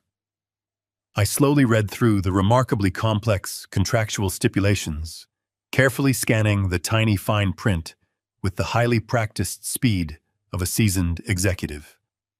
The policy was indeed entirely valid, and it would absolutely pay out exactly $25 million immediately upon my certified death.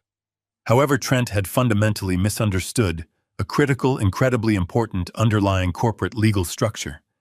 The primary beneficiary of the massive policy was not my arrogant son.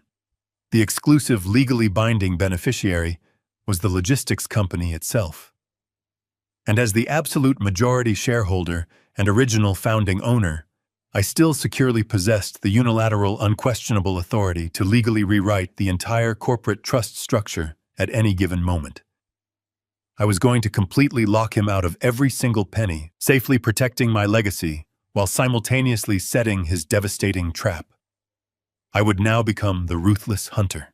The rest of the night passed in cold calculation. When dawn crept through the gaps in my velvet curtains, the agonizing heartbreak that had paralyzed me was gone. In its place was an unbreakable block of pure ice. I climbed out of the closet, returning the digital tablet to its hidden compartment beneath the floorboards. I smoothed the comforter back over the mattress, ensuring my sickbed looked exactly as disheveled as a dying man would leave it. I walked into the master bathroom and splashed freezing water onto my face. Staring into the mirror, I did not see the frail victim my son wanted me to be. I saw the founder of Caldwell Logistics. I saw a man who had survived hostile takeovers and vicious supply chains. Trent and Monica had foolishly assumed my paternal affection, made me blind and weak. They were about to learn that the same ruthlessness I used to build my empire was now entirely focused on their destruction. I waited until 9 in the morning, listening intently as Trent and Monica prepared for their day downstairs. I heard the front door close and the hum of their luxury vehicles fading down the driveway. As soon as the house was empty, I retrieved my secure burner phone and dialed a restricted federal number I kept committed to memory. I called Special Agent Thomas Sterling.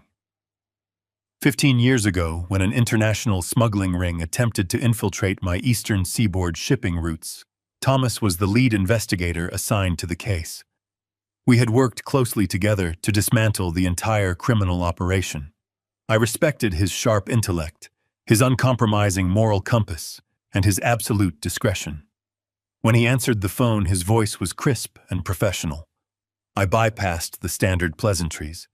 I told him I had uncovered a massive corporate embezzlement scheme tied directly to underground offshore syndicates, and that it was intimately connected to an active attempted murder. I told him the primary suspect was my son. Thomas instructed me to meet him at a secure, unmarked federal facility on the industrial outskirts of the city. I dressed in layered clothing, slipped out the back door, and drove my oldest vehicle to the rendezvous point. Thomas was waiting for me in a sterile, windowless briefing room. He looked older, his hair dusted with gray, but his eyes were just as piercing as I remembered. I sat down across the metal table and began to empty my briefcase. I systematically laid out the nightmare my life had become over the past 48 hours.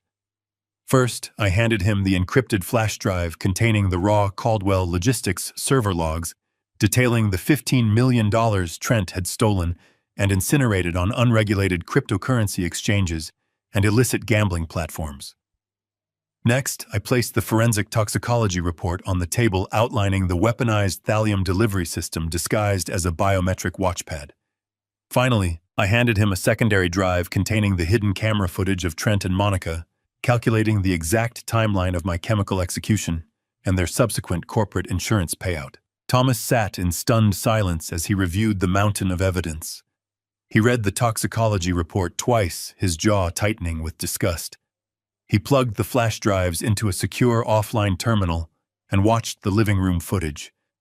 The sheer sociopathic cruelty radiating from Monica and the greedy desperation dripping from Trent filled the small room.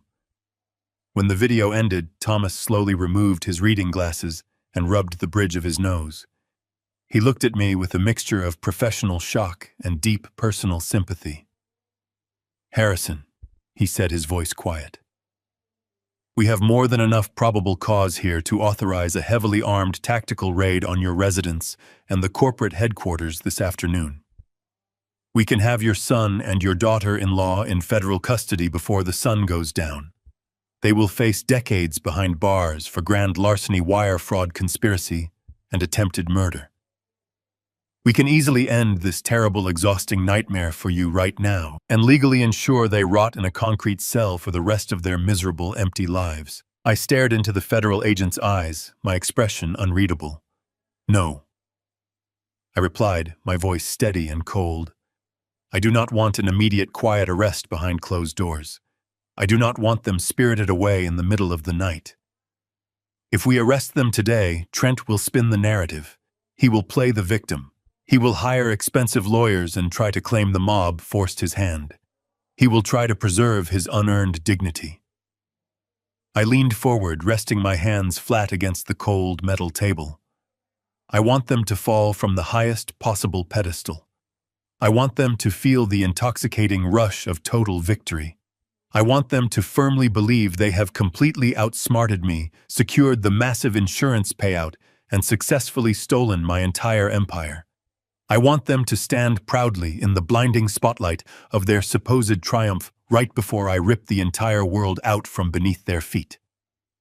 I want this to be a public, flawless, and utterly devastating retaliation. Thomas studied my face for a long, tense moment. He understood exactly what I was asking for. It was incredibly risky and completely outside standard federal protocol, but he also understood the profound, unforgivable magnitude of the betrayal I had suffered. He slowly nodded his head. All right. Harrison Thomas agreed, his tone shifting into sharp, tactical precision. If we are going to do this your way, we need to orchestrate a highly controlled federal sting operation. We will let them proceed with their timeline, but we will control the entire environment. We will monitor every single digital communication wire transfer and physical movement. But you must understand the severe physical risk you are taking. You cannot stop wearing that watch, or they will instantly know you suspect something. You have to endure the thallium exposure for a few more days while we set the stage. Are you absolutely certain your body can handle the toxicity until Friday? I thought about the blinding nausea, the agonizing tremors, and the terrifying weakness that gripped my limbs every morning. I thought about the invisible heavy metal slowly shutting down my vital organs, inching me closer to the cold grave my own son had eagerly dug for me. I am absolutely certain I lied smoothly, projecting a physical strength I did not truly possess. We will schedule an emergency meeting of the corporate board of directors for this coming Friday. Trent desperately needs me to publicly sign the power of attorney documents, to appease the aggressive mob lenders, and secure his illegitimate executive control. I will tell him I am finally ready to surrender the entire company and hand over my massive estate. We will let him gather the board, the corporate lawyers, and the major shareholders in the main executive boardroom. We will let him stand at the head of the table and claim his bloody crown. And then, right when he truly believes he has finally won absolutely everything, we will spring the trap and destroy him completely. I left the secure federal facility with a renewed sense of purpose burning in my chest. Special Agent Thomas Sterling walked me to the exit, his final words echoing in my mind as I stepped out into the crisp afternoon air. The drive back to my house felt distinctly different this time. The crushing weight of absolute betrayal was still present, but it was now firmly anchored by the cold certainty of inescapable justice. The federal sting operation was officially active. Undercover surveillance teams were already quietly tapping into the corporate network, meticulously monitoring Trent's frantic offshore wire attempts and silently watching the dangerous mob-connected lenders lurking in the shadows. My only remaining job was to flawlessly play the tragic dying king and expertly deliver my treacherous son directly into their waiting, fully prepared hands. I parked my vehicle in the dark driveway, walked slowly through the heavy front door, and immediately felt the sickening, debilitating physical toll of the thallium aggressively coursing through my fragile veins. My cold hands shook violently, and a massive wave of severe nausea aggressively forced me to grip the wooden hallway table for physical support. The toxic heavy metal was doing exactly what Monica ruthlessly intended it to do. I did not have to artificially pretend to be a physically broken, rapidly deteriorating man. I simply had to harness that authentic, agonizing physical torture and strategically use it to execute the absolute greatest theatrical performance of my entire life. I shuffled slowly into my dark, quiet study, sat heavily behind my massive mahogany desk, and stared intently at the black telephone for a very long time. I needed to wait patiently until the deep evening hours arrived. I needed Trent to feel the truly crushing, suffocating pressure of his impending violent mob deadline before I generously offered him his miraculous life-saving salvation. I needed his desperate panic to completely override any lingering suspicious caution he might still harbor in his deceitful, arrogant mind. When the tall wooden grandfather clock in the hallway finally chimed 7 times, I slowly picked up the heavy receiver and directly dialed Trent's private personal line. He answered aggressively on the 3rd ring, his sharp voice incredibly tight, with barely suppressed, frantic anxiety. He barked a hostile greeting, clearly expecting another terrifying, threatening call from his violent, unforgiving, underground creditors. I took a very shallow, ragged breath deliberately, letting the genuine, painful exhaustion, deeply rooted in my lungs, carry my fragile voice into a highly pathetic, violently trembling whisper. Trent. I rasped carefully, making absolutely sure my slurred words sounded incredibly weak and utterly thick with total crushing defeat. It is your father. I heard a sharp, panicked intake of breath on the other end of the line, immediately followed by a sudden, sickeningly sweet, highly artificial shift in his deceitful tone. Dad, he said eagerly, pouring fake, sugary concern into every single calculated syllable. How are you feeling tonight? Monica and I have been so incredibly worried about your rapidly declining health and your terrible physical confusion today. I briefly closed my tired eyes willingly, letting the pure, unadulterated hatred fuel my desperate performance. You were right. Son, I murmured softly, deliberately, letting out a weak, rattling, agonizing cough directly into the receiver. You were right about absolutely everything. I am losing my mind. My frail body is completely failing me, and I can no longer fight this terrifying, dark mental confusion. I just desperately want to rest. I want this heavy burden to be completely gone. Bring the legal power of attorney documents. Bring whatever financial transfers you urgently need. I will officially sign absolutely everything over to you entirely. The total silence that instantly followed my total surrender was incredibly heavy and profoundly thick. I could practically hear the greedy, calculating gears rapidly turning in his head as he gleefully realized he had just won the ultimate financial lottery. Oh, Dad. Trent breathed out perfectly, masking his jubilant, triumphant victory behind a thick veil of solemn, dutiful family responsibility. I know this is a terribly difficult, painful decision for you, but it is truly for the absolute best. I will properly take care of absolutely everything. You just focus entirely on resting your tired body. I will drive over to the house right now with the corporate lawyers to finish the paperwork. No, I interrupted immediately, my ragged voice incredibly weak, but suddenly very firm, injecting the exact right amount of stubborn, lingering old pride into the tense conversation. Not quietly here in the dark, like some shameful, hidden family secret. I proudly built Caldwell Logistics from nothing with my bare hands.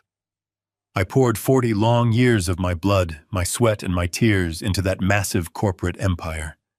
If I am going to finally surrender my throne and permanently hand over my entire personal financial estate, I am going to do it with proper dignity. I am going to do it in the bright light of day. I paused deliberately, actively, letting my painful breathing labor heavily and loudly into the telephone receiver. I want an official emergency meeting of the entire board of directors called for this coming Friday morning. I want the corporate attorneys, the executive vice presidents, and all the major shareholders physically present in the main executive boardroom. I want to look them all directly in the eye, give a proper honorable farewell speech, and publicly pass the powerful torch to my only son. If you truly want my legal signature on those critical documents, Trent, that is my one and only non-negotiable condition. Trent hesitated quietly. I could practically feel his desperate, terrifying panic aggressively warring with his truly monumental, blinding greed. He absolutely needed that massive amount of money immediately to completely pay off the violent mob syndicate by late Friday evening. A public board meeting unfortunately delayed his direct access to my personal trust funds by 48 highly stressful, incredibly dangerous hours. But the strategic, manipulative brilliance of my specific condition was utterly entirely irresistible to a massive narcissist like my treacherous son. A quiet private signature heavily secured in a dark, lonely bedroom could potentially be legally contested later by highly suspicious board members or aggressive federal auditors. But a highly public, deeply emotional, gracefully executed handover occurring directly in front of the entire corporate leadership team would permanently legitimize his absolute executive control forever. It would completely, securely insulate him from any future financial audits or dangerous federal criminal inquiries. It was the absolute perfect, unassailable, flawless cover story for his massive ongoing financial crimes. "I completely understand, Dad." Trent finally replied, his smooth voice dripping with intensely triumphant, greedy satisfaction. "You absolutely deserve a proper, highly honorable, very public farewell.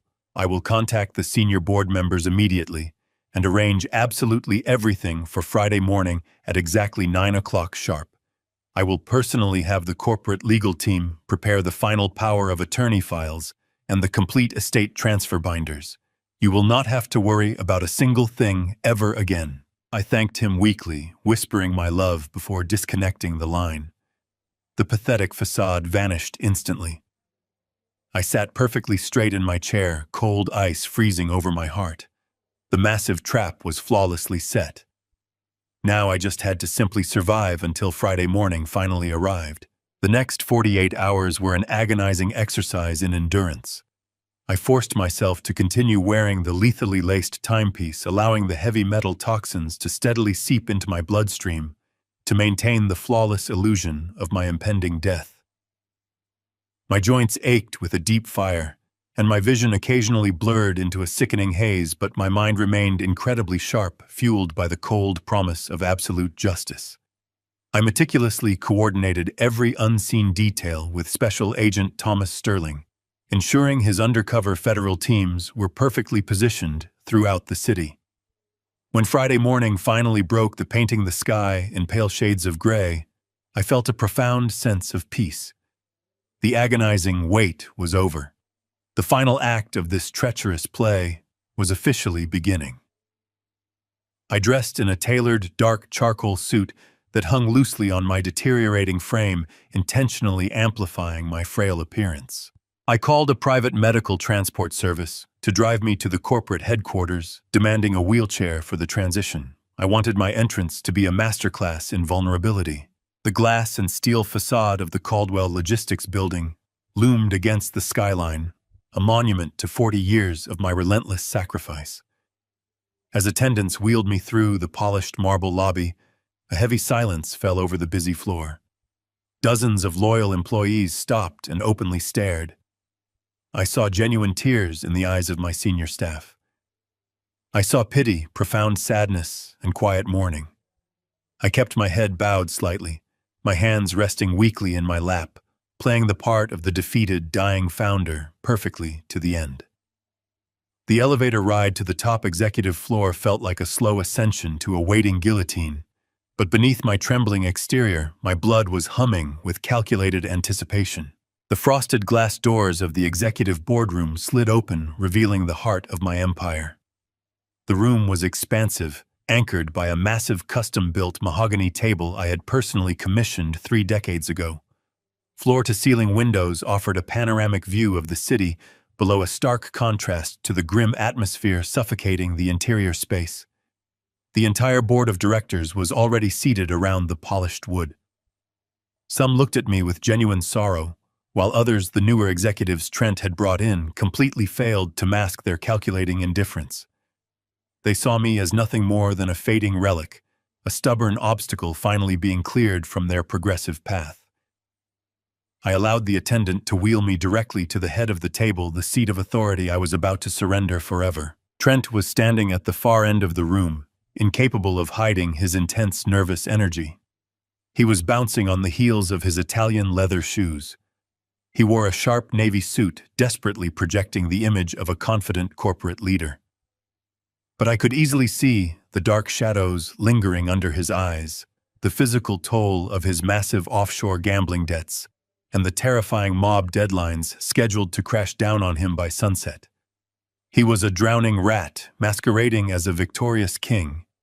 He smiled as I was wheeled into position, a sickeningly warm, manufactured expression of filial affection that made my stomach churn with pure disgust. Standing directly behind Trent was Monica.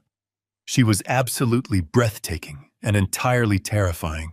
She had dressed for a royal coronation, wearing a strikingly elegant black designer dress that screamed of unlimited wealth and untouchable power.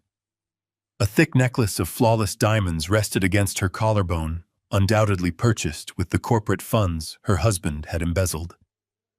She stood with her posture rigidly straight, her chin tilted slightly upward, already acting like the undisputed queen of the massive logistics empire. Her cold, calculating eyes met mine across the long mahogany table, entirely devoid of human empathy. I saw the quiet calculation flashing in her gaze. She was mentally counting the hours until the thallium finally stopped my beating heart. She was already spending the $25 million corporate life insurance payout in her twisted, sociopathic mind. Seated directly to Trent's right was Thomas Bradley, the smooth, notoriously corrupt senior corporate counsel.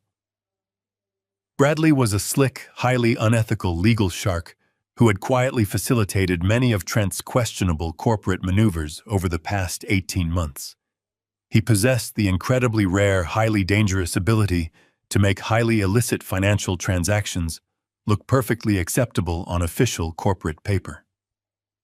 Bradley was wearing a smug, satisfied smirk, clearly anticipating a massive, lucrative bonus for officially processing this hostile, treacherous transition of ultimate power. He smoothly reached into his thick leather briefcase and pulled out a massive stack of densely printed legal documents. He neatly aligned the heavy papers on the polished mahogany table, gently smoothing the crisp edges with his perfectly manicured hands. "These are the final comprehensive power of attorney authorizations, Mr. Caldwell." Thomas Bradley announced, his voice projecting across the silent boardroom with a slippery, theatrical gravitas. In addition to the total transfer of all executive corporate controls and voting shares, these documents legally incorporate the immediate, irrevocable transfer of your entire personal estate, your private trust funds, and all physical property deeds directly into the sole, undisputed custody of your son, Trent Caldwell. This highly comprehensive legal transition will effectively ensure that your magnificent legacy is seamlessly protected and aggressively maintained during your deeply unfortunate, tragic medical decline. The absolute silence in the boardroom was incredibly heavy, practically suffocating the air out of my lungs. I slowly raised my shaking, pale hands, resting them weakly on the cool, polished surface of the mahogany table. I let out a soft, rattling breath, allowing a single manufactured tear to slowly trace its way down my wrinkled cheek. I looked around the large table, meeting the eyes of the quiet, watching directors. Some actively looked away, deeply ashamed to witness the pathetic, unconditional surrender of a giant. Trent confidently stepped forward, smoothly closing the distance between us. He picked up the thick stack of legal documents and gently slid them directly across the smooth wood until they rested right in front of my trembling hands. He reached into the inner breast pocket of his expensive suit jacket and pulled out a heavy, solid gold fountain pen. It was the exact same pen I had proudly gifted to him upon his graduation from university, a beautiful instrument meant to sign honest, honorable contracts. He leaned down, placing his hands firmly on the armrests of my medical wheelchair, trapping me in my seat. His face was only inches from mine. I could clearly smell the sharp, metallic scent of his nervous sweat, completely cutting through his expensive cologne. He gently placed the gold pen directly into my shaking palm, closing my cold fingers around the heavy metal barrel. He flashed a brilliant, triumphant, completely fake smile for the watching board of directors, before dropping his voice into a low, intimate whisper meant strictly for my ears alone. "It is time to rest, Dad," Trent murmured softly, his tone dripping with an arrogant, condescending finality. "You have done more than enough for us. I have finally got it perfectly handled from here." I stared down at the heavy gold fountain pen resting in my open palm. Trent was still leaning over me, his face radiating a sickeningly confident smirk, fully believing he had secured his ultimate victory. I let the silence stretch for 5 agonizing seconds, allowing his arrogant words to hang heavily in the stale air of the boardroom. Then I simply opened my fingers. The solid gold pen slipped from my grasp and plummeted onto the polished mahogany table with a sharp, incredibly loud metallic crack. The sudden violent noise echoed like a gunshot through the massive room. Several board members physically flinched in their expensive leather chairs. Trent blinked, a flash of genuine confusion breaking through his manufactured facade. He instinctively reached out to retrieve the fallen pen, assuming my deteriorating motor skills had finally failed me completely. I gripped the sturdy armrests of my medical wheelchair before his hand could even brush the cold metal. I took a deep, steadying breath, pulling the cold air into my lungs, and pushed myself upward. I ignored the intense burning in my joints and the heavy, lingering nausea brought on by the thallium poisoning. Pure, unadulterated adrenaline flooded my veins, temporarily banishing every single trace of the toxic weakness. I stood up slowly, deliberately, shedding the pathetic illusion of the dying, defeated old man. I straightened my spine, squaring my shoulders until my posture was entirely rigid and towering. I towered over Trent, casting a long, dark shadow across his suddenly trembling form. The entire executive boardroom fell completely, absolutely silent. You could have heard a single pin drop on the thick carpet. The watching directors stared at me with wide, horrified eyes, utterly paralyzed by the impossible sight of a supposedly comatose man suddenly standing with the imposing, terrifying authority of a ruthless titan. Trent stumbled backward, his Italian leather shoes scraping clumsily against the floorboards. The color instantly drained from his face, leaving his skin a pale, sickly shade of translucent gray. His mouth opened and closed silently, struggling to comprehend the terrifying reality unfolding right in front of him. "Dad," he finally stammered, his voice breaking into a pathetic, high-pitched squeak. "What are you doing? You need to sit down. You are incredibly sick. I am exactly the man I have always been." "Trent," I replied. My voice no longer a weak, rattling whisper, but a booming, resonant thunder that shook the very glass of the floor-to-ceiling windows. I stared directly into his terrified eyes, letting him feel the full, crushing weight of my absolute fury. "You genuinely believed I was just a blind, pathetic fool. You eagerly confused my unconditional paternal love for terminal stupidity. You thought you could simply waltz into my corporate sanctuary and steal my legacy while I quietly suffocated in the dark." I reached into the inner breast pocket of my tailored charcoal suit jacket and calmly withdrew a small black multimedia remote control. I did not break eye contact with my trembling son as I raised my arm and pointed the device directly toward the ceiling. I firmly pressed the central button. The massive state-of-the-art corporate projector hummed to life with a low, mechanical whir. The heavy motorized screen slowly descended over the far wall of the boardroom, casting a bright rectangular glow across the mahogany table. Thomas Bradley, the corrupt corporate lawyer, frantically gathered his fraudulent power of attorney documents, instinctively sensing the catastrophic shift in the atmosphere. Instead of the sanitized executive transition slides Trent had proudly prepared to legitimize his hostile takeover, the massive screen flickered and illuminated with the crisp, stark contrast of infrared security footage. It was the hidden camera recording from my private living room, captured just a few nights prior. The high-definition video clearly displayed Trent and Monica lounging casually on my sofa, comfortably drinking my rare vintage scotch. The highly sensitive audio transmitters flooded the quiet boardroom with perfect, undeniable clarity.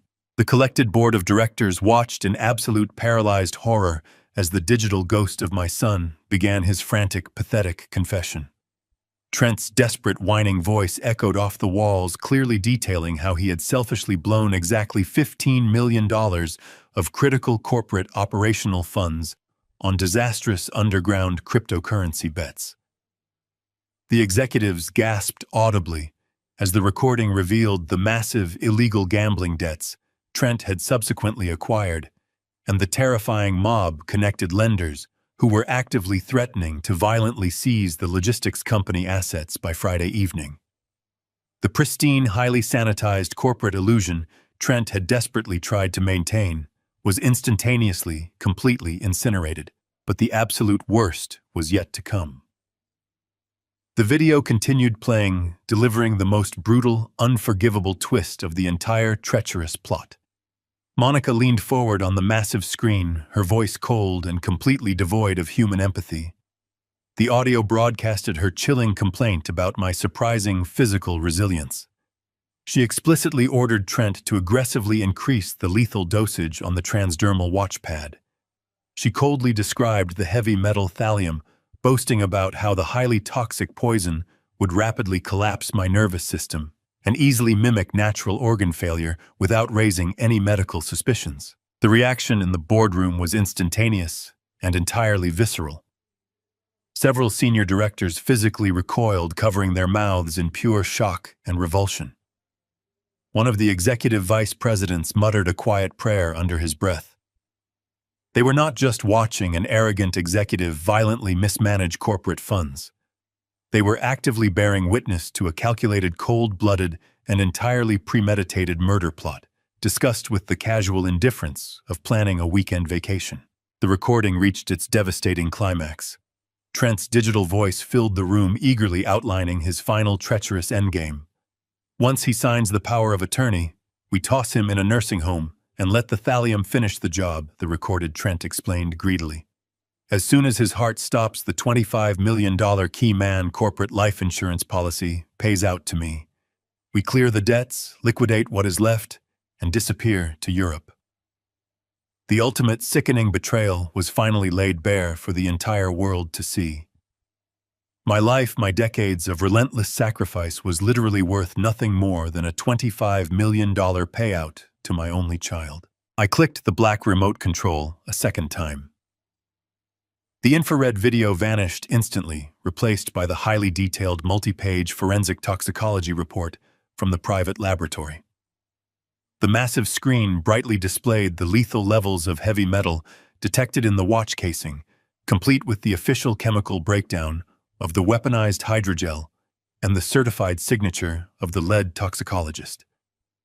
The undeniable concrete scientific proof of their attempted assassination glared down at them, entirely irrefutable and absolutely damning. Trent collapsed heavily into a leather chair, his entire body shaking violently as the inescapable reality of his total destruction finally caught up to him. He buried his face in his trembling hands, letting out a pathetic, muffled sob of pure terror. Monica, however, reacted with the instinct of a cornered, desperate predator. Her meticulously crafted mask of elegant, untouchable superiority completely shattered into a million jagged pieces. She realized in a fraction of a second that her glamorous, wealthy future was entirely dead, and she was going to spend the rest of her life in a federal prison cell. She let out a harsh, guttural scream of pure panic and lunged aggressively across the boardroom.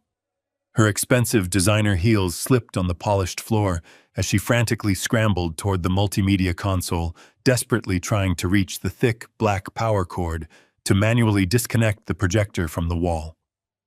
She wanted to violently kill the presentation, to somehow stop the horrific truth from continuing to broadcast her undeniable guilt to the horrified audience. "Freeze!" I commanded, my voice cracking like a physical whip across the room. The sheer absolute authority behind my single word hit her like a solid brick wall. Monica stopped dead in her tracks, her hand hovering mere inches away from the electrical outlet. She slowly turned her head to look at me, her eyes wide with a profound, consuming terror she had never experienced before in her entire life.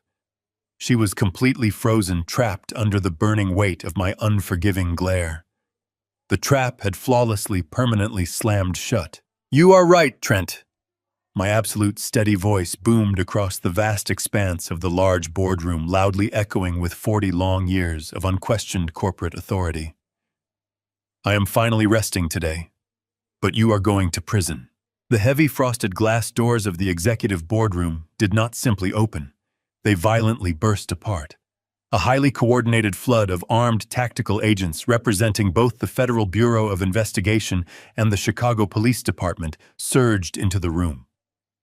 Special Agent Thomas Sterling led the aggressive charge, his weapon drawn, and his tactical vest clearly identifying his absolute federal authority. The sheer overwhelming force of the sudden raid instantly shattered the fragile, terrified silence that had gripped the corporate directors. "Federal agents, nobody move. Keep your hands exactly where we can see them," Sterling roared, his commanding voice cutting through the rising panic. The senior board members immediately scrambled backward violently, pushing their expensive leather chairs away from the long mahogany table. They pressed their backs flat against the cold floor-to-ceiling windows, desperately trying to physically distance themselves from the unfolding criminal catastrophe. Thomas Bradley, the corrupt corporate counsel, practically fell out of his seat. He raised his perfectly manicured hands high into the air, his face pale with sudden terrifying realization that his lucrative illegal career was permanently over. Trent did not even have the necessary time to process the violent intrusion. Two heavily armored federal agents forcefully grabbed him by his tailored shoulders. They brutally slammed him face first against the polished surface of my custom mahogany table. The sickening thud of his skull hitting the hard wood echoed loudly. His arms were violently wrenched behind his back, and the sharp metallic click of heavy steel handcuffs locking around his wrists sounded like the ultimate final gavel drop of his privileged life. Monica fought back with the wild, unhinged ferocity of a cornered animal, as a female officer lunged forward to apprehend her. Monica violently swung her arms, her manicured nails raking across the air. She let out a piercing, hysterical scream that tore through the boardroom, a sound so entirely devoid of her usual elegant sophistication that it barely sounded human. Her perfect, untouchable facade was entirely, completely destroyed. The expensive black designer dress tore slightly at the shoulder as two officers wrestled her aggressively to the ground.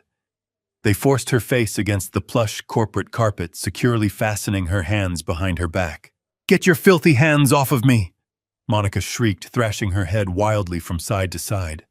Her flawless makeup was heavily smeared with angry tears, and the thick necklace of flawless diamonds dug painfully into her collarbone as she struggled against the unyielding federal restraints.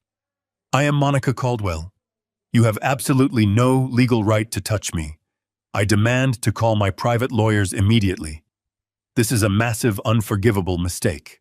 The only mistake you made was attempting to chemically execute a federal witness," Agent Sterling replied coldly, standing directly over her struggling form. He did not offer her a single ounce of professional sympathy. He expertly read her constitutional rights, his crisp, authoritative words entirely drowning out her frantic, high-pitched protests. Trent, however, had completely abandoned any lingering pretense of arrogant defiance. As the tactical agents roughly hauled him up from the wooden table, his knees buckled beneath his weight. He dropped heavily onto the floor, falling directly to his knees right in front of my medical wheelchair. He was openly, uncontrollably sobbing. The thick, arrogant pride that had previously fueled his treacherous corporate takeover had completely evaporated instantly, replaced by the raw, pathetic terror of a deeply cowardly man finally facing the devastating consequences of his own horrific actions. "Dad, please," Trent begged, his voice cracking and breaking into a high, desperate whine. Large, heavy tears streamed down his face, dripping onto his sharp navy suit. "Please, you have to stop them. You have to tell them this is a terrible misunderstanding. I was absolutely desperate. Those underground lenders were going to physically kill me, Dad. They were going to violently dismantle everything you built. I only did this to safely protect our massive family empire. You have to show me some mercy. I am your only son. I looked down at the weeping, trembling man kneeling in front of me. I searched my own heart, looking for even a tiny, lingering fragment of paternal affection. I searched for the warm, unconditional love that had previously motivated me to blindly trust him with my entire legacy. But there was absolutely nothing left.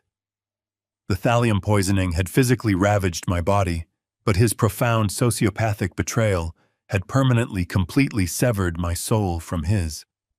My eyes were entirely devoid of any human warmth as I stared at his pathetic, weeping face.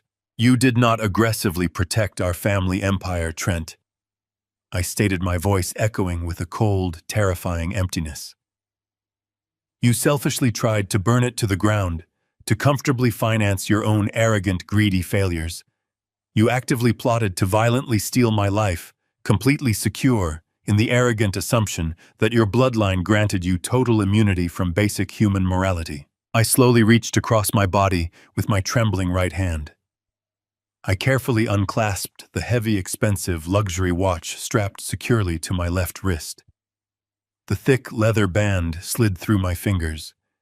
The highly lethal transdermal pad, deeply saturated with the toxic heavy metal that had been slowly shutting down my internal organs for an entire week, was still firmly hidden securely inside the custom casing.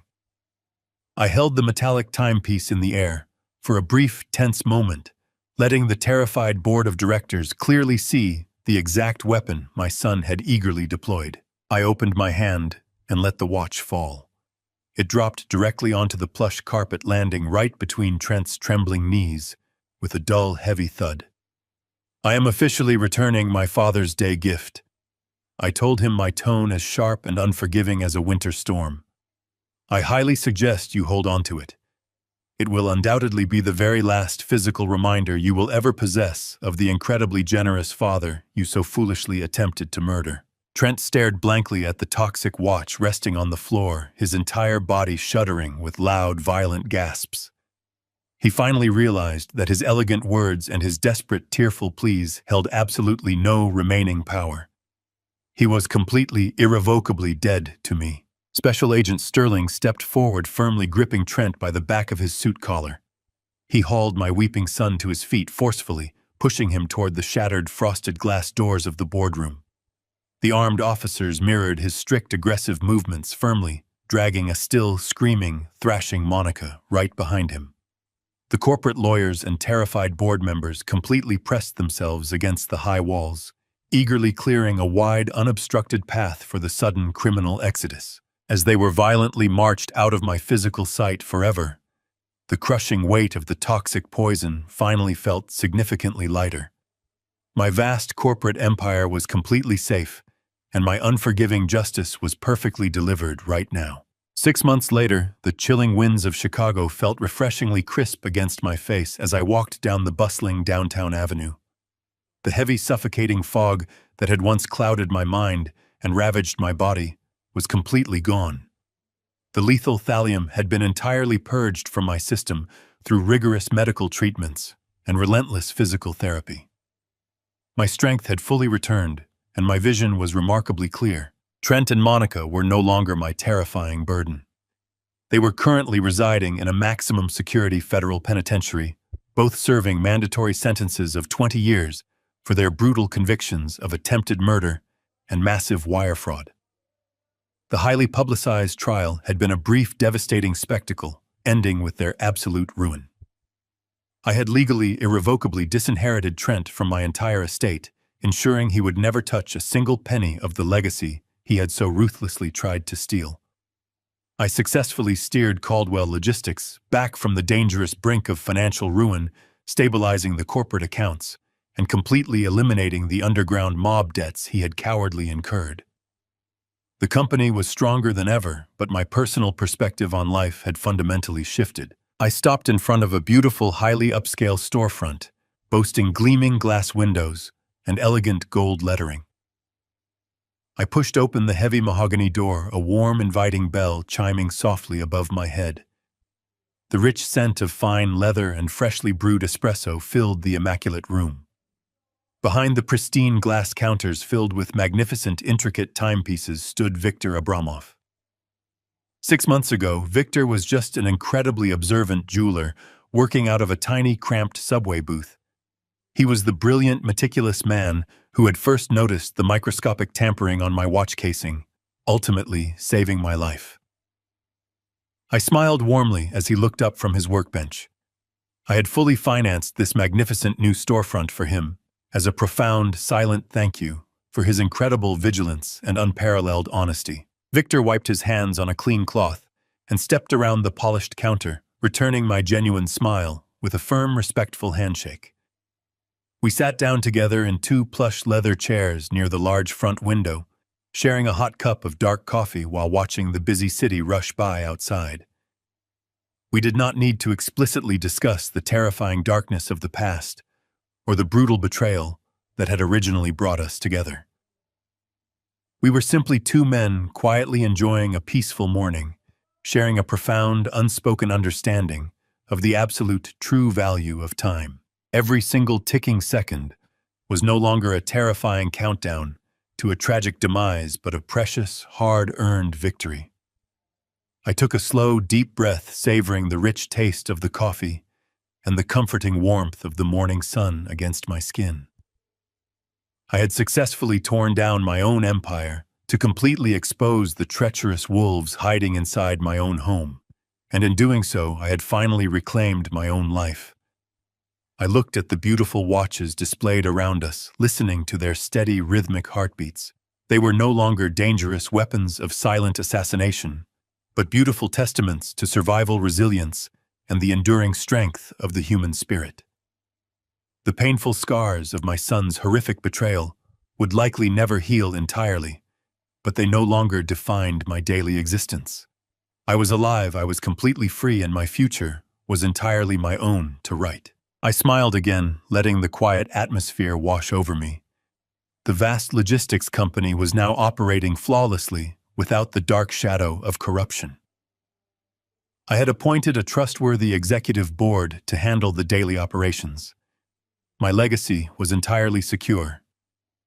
I took another long, relaxing sip of the excellent espresso. The bitter past was officially behind me, and the bright morning held infinite promise. I had survived the absolute worst, and now I was truly ready to live again. Blood does not automatically grant someone the right to your unyielding trust, nor does it excuse malice disguised as love. As parents, we spend our lives building a fortress to protect our children, but we must never let love blind us to the wolves standing inside our own gates. Betrayal from within is the most toxic poison, silently destroying you while you refuse to see the signs. True family is defined by respect, loyalty, and actions, not just a shared last name. Never be afraid to tear down your empire if it means surviving the people trying to steal it. Have you ever discovered a shocking betrayal from someone you trusted with your life? How did you fight back? Drop your story in the comments below. If Harrison's revenge satisfied you, please hit the like button, subscribe to the channel, and share this video with someone who truly needs it.